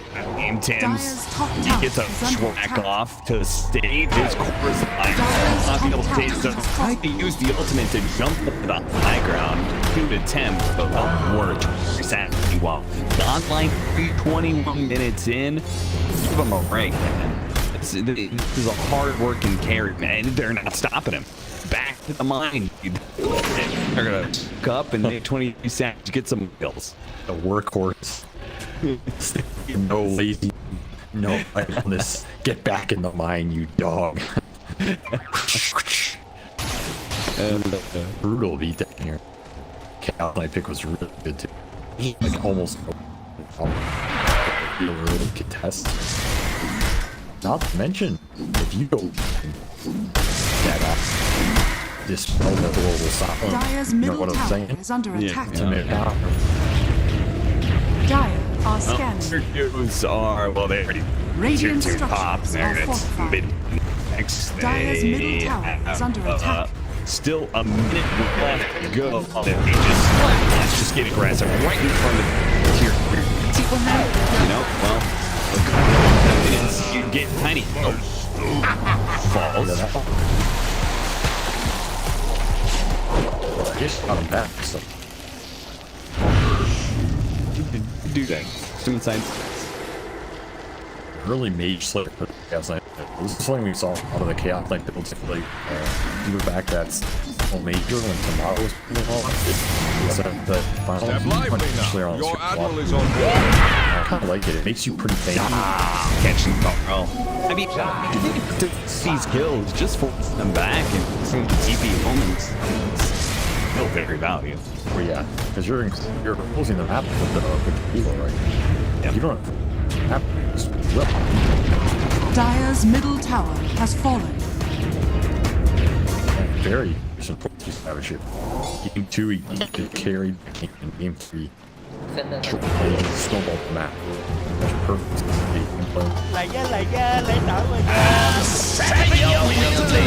Himself guard. Not waiting for a slow, you know, brawl, road shot, sharp from there. No, he's buying the shot for himself. Time to strike while the iron thought. And Blacklist saying now's the time to smoke. But where I don't know. They're gonna do this. Yeah.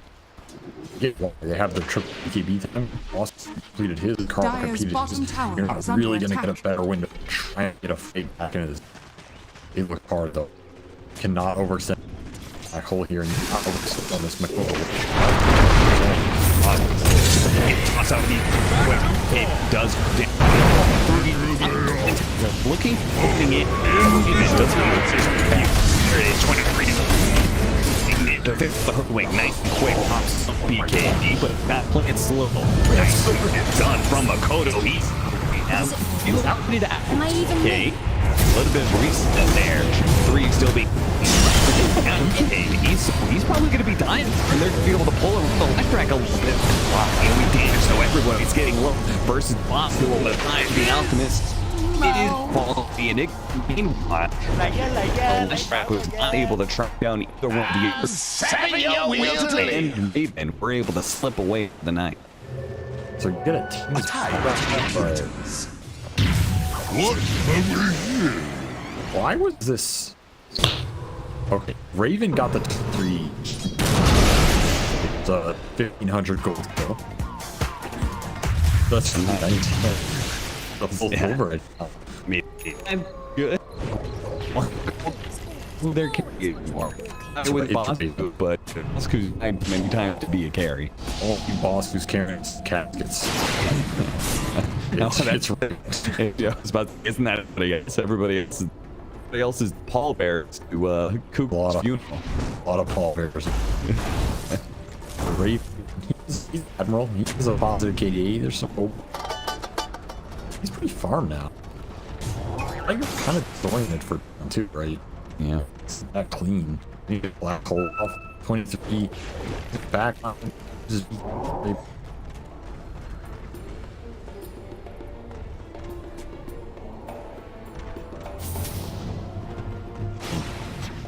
that relocate. Yeah, the 2-man was super awkward too. It's like, you want to fight? Do you not? Do you want to disengage? Radiant's bottom tower is under attack. Definitely some very reads. Maybe for this Enigma solidified. I mean, if he took Silencer, then he has a full. Where I think should be not difficult to do, right? 23 Lincoln and Phantom. Yeah, no, I like that idea. This is like what 23 was doing initially before he killed BossKu for the silencer. I think he takes Silencer out the Jabz and fight through a more short. Just black hole, the black hole. Are scanning. Then the longer fight becomes better. 25. It's this right now. A.K.A. that is. Allow them to farm it up because they are just playing Potion right now, which is going to be up in 1 minute. Of course, Blacklist don't know that. It could be up right now. We need to be getting it on the map. Smoke up, check for, make sure there's no deep vision here. Follow bounty vision. Nope. But Mikoto's gonna go away. He's gonna be able to back him, snap more staff away. Tim's gonna be forced down to be on Karl. Oh. Force. Protect their too, because there's a gel in the back. Them trying to control it here. And the initiation is not that easy. Blink on the Bat Rider. Kind of just has to walk in and do it the whole bird. So I feel one. It's all me. Are scanning. Taking it to just control up there and try and drop it and create space for other to kind of work on AC. It's AC. So this ass for attack. Big thought, man. It's a neck armor. Radiant's bottom tower is under attack. There's some AKs for. I just know where's the you kill totally sites. Not, I feel like he's killing. Radiant's bottom tower You is did under say attack. a shard for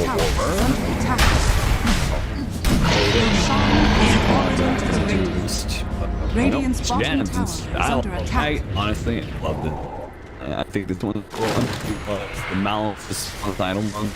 I mean, it also increases its stuff. And like, because then they pick out between so tiny. Radiant's bottom tower is under attack. Shard, for example. Bonus spell lamp and spell lifesteal with flesh out combos pretty good. Yeah, now that one actually Swiftly out of balance. and you know supports the break the shard even if they are the better option. Just out with that. BossKu, tossed up, slipper, and the chains to complete. Nice. Radiant's bottom tower is under attack. This game is built entirely anti-physical between Radiance of Dire's bottom tower is under attack. You ever just get stuck? Oh, the map go burst.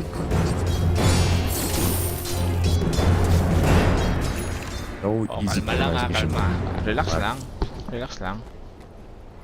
Okay, but just doesn't like the cover. I'm not gonna change the course. Radiant's bottom tower is under attack. That can't be the build, right? Scotty Cook. Yeah, Go. Got now he's going. Attach to the impurities. I feel like you just need damage. What's wrong with you already have silver. Yeah.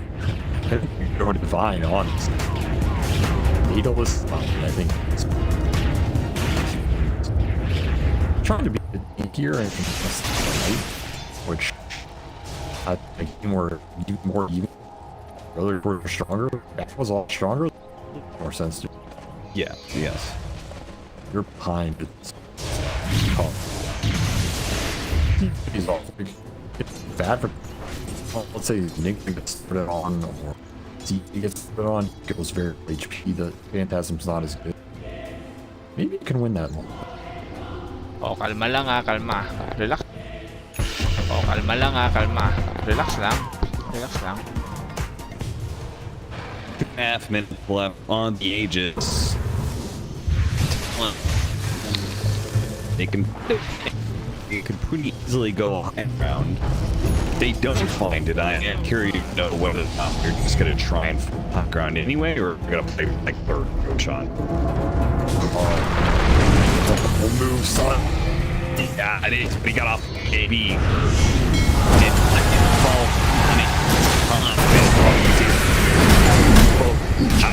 But it's gonna take a decent amount of damage. The Aegis. He doesn't really. Under attack. He's gonna keep chasing down after here because once did not. BKB expires and all in BossKu. Win that tier out.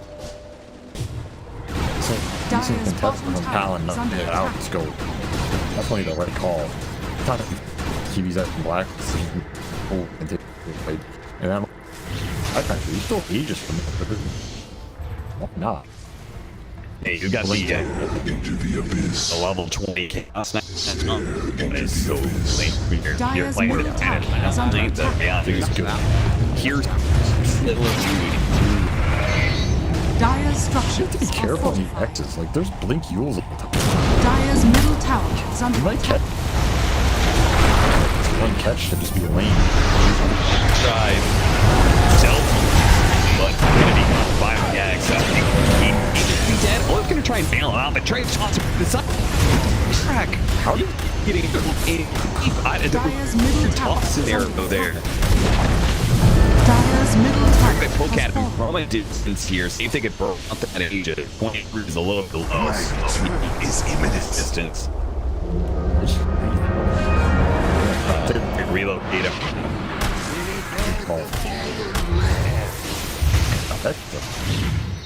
Be careful with real estates. They're not necessarily guaranteed. That's BKB too. What the hell was that? That was level damage crit. He got a. I think he may have gotten a silver edge Merciless. For sure, dude, with all the minus armor. He had the AC minus armor, half his brain, and then just got absolutely bamboozled. Radiant are scanning. More hitting there, maybe lost. I don't know if that would be scary as hell, though. Really makes the game a lot more complicated. You get hit with that kind of damage. He has 7 Titan and PX. So, like, Titan Slurp, there's a lot of game camp on this Kunkka.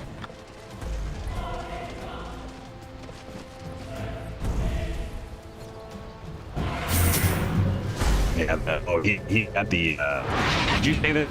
The level 20 talent? 7. That Hit and stride. 1,000 damage crit.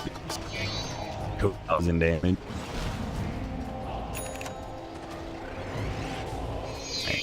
Soon for 23. Dire's bottom tower is That'll under have attack. the Fusions tank up a little bit more against this Kunkka. More damage. A bit of a strength character. It's something strength. Yeah, he does have some. I mean, he's supposed to go, Dire's bottom tower is under attack. Sold.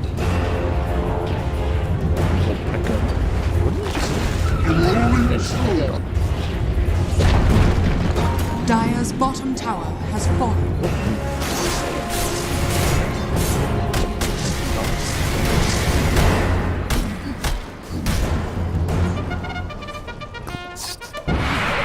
Oh, this will be big. Oh, but it's so big. The he's done going here. Stand this. Oh, it's going back a bit farther than they got him. A massive kill, and he doesn't have back. Either Mikoto fighting for here. Raven, who's going to Mikoto now, and the beat last hunk of diet. Mikoto, listen for more. Response eyyou, he just needs to be able to get the rank. He will land afterwards. Bushwhack goes in though. All of the supports to be able to get away. Carl's annoying up on the top side. He's not gonna loot or you get a kill and see killing that, and the team is even there. Oh, can't take that fight. Because Mikoto he does not have anything. Well, he doesn't care for it. Yeah, he doesn't. Like, about that, but he lasts to get in there. Currently, that's the cooldown. And you still have the pull for Jabz. Jabz is just not well at all. Dire's top tower. It's because eyyou is so far in the back that he really hasn't Dire's middle very barracks much into the game here. He's Dire's feel like middle most barracks of are under attack. the lane is Side, I mean, you could hold global for the black hole, but at the same time, that is not global in anything else. Kind of sucks when you're up, and you're just run away. yeah, that is able to do some other spells, especially since he's going to get from the psychic and he's going to get a nice price. So he's a lot more useful than just a.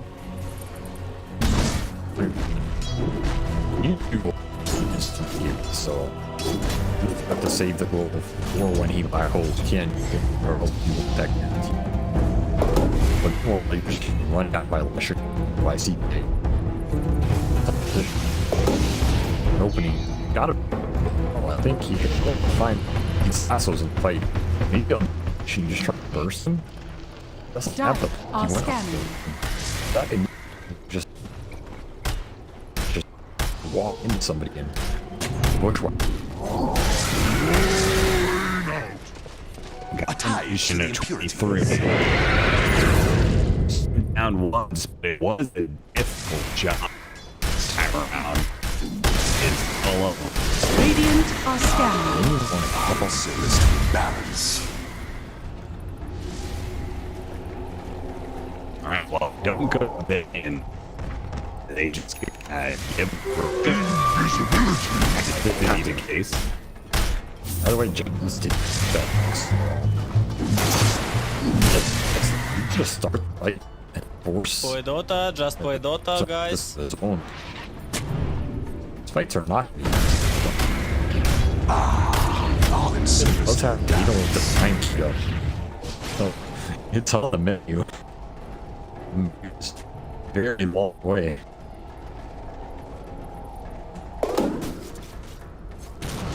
Tip me, guys. Tip me.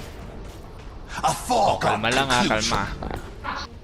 Oh, kalma Dire's lang middle kalma. barracks are Relax under lang. attack. Relax Look lang. at that. It's going back. That's when you know you're going late game, and it's more damage. Yeah, but the problem is to even win the game. This is what every team turns into.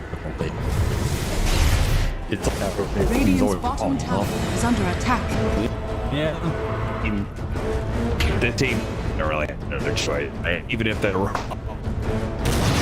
it'd be the better Radiant's option. bottom tower is under attack. Just trying to end the game now. I mean, he's this player. If he gets charted well, then we'll actually get the amount of damage. Radiant's bottom tower is under attack.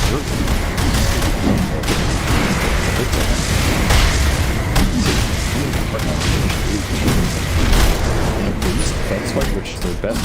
Your shrine is falling to the ring. pressure shot. Cold, you can blow. Can't. Radiant's bottom tower is under attack.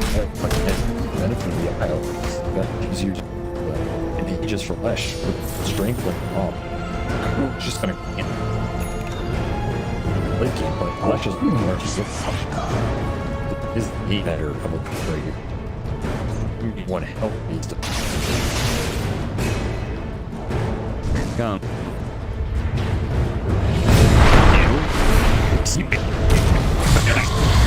With the side of the first now, Karl. Very nice. And he's not buyback. None of the cores do. Black. Dire's top tower They is up under to the attack. Tip me, guys. Tip me. where the fuck I need this thing to stop. Dire's top tower has fallen. If you go, you know, everything area, go be the guy who ain't the dead, and they're buying that good team. Dire's To top be barracks fair, I has think they fallen. do have to all win the fight, but I just bad for even if they do that. Dire's bottom tower is under Dire's middle barracks has fallen. And TV's right, and it does his stuff. But that was Jabz has about here. Dude, like, no, there's a back and beat the goal. He has the refresher at the same time. Right. Yeah, he wasted the platform. It doesn't matter though. 3 damage. Destroying right now. Raven did manage though. See if he can lucky crit hits in here. That's their only opportunity. That's the way to. Well, it means last rank level 1 down. Go fade out. Oh no, it did. Goes after DM purifier. Keep him, please. Where's my big box? I'm back off Raven. Radiant structures Mount are East. falling. Raven. Retreat. Long. I'll kill him. I think he knows. Too many buybacks. Dire's middle tower is under attack.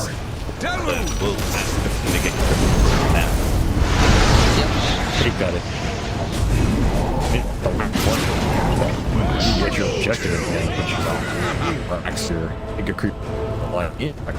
You got Kunk, Alk, and 5x. We're definitely happy with that. There's no way black. Reset into the go. Kalma lang ha, kalma. Dota, guys. No, they help. Please. Yeah, but a little bit. I mean, Ray's gonna get an opportunity to get his default rate here, though. He will. I don't know if it's stopping me to beat a little bit. Get this, that'll somehow push him over. Radiant's bottom tower is under attack. Radiant's It's bottom hitting hard tower though. He's level 25 too, so he has reduced cooldown 2 seconds. Okay. Was that an actual wants to stop it? Radiant's middle tower Same is under attack. Insane.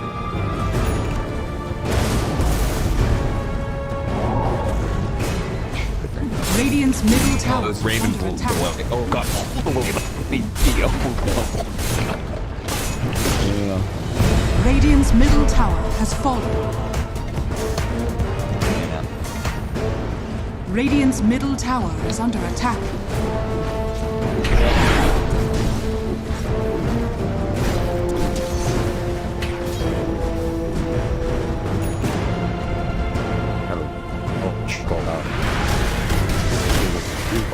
Didn't hit. Radiant's top tower is Reload under either. attack. You charged him. You went for it, then other offers. Wait, I like both focus. Heads up. There's a guy. There's the divine 23 looking at. There's you know. Just a hit. That didn't.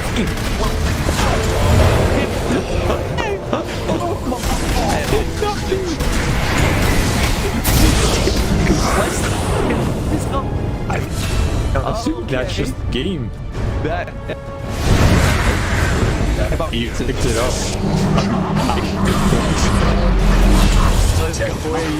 Talon Esports victory!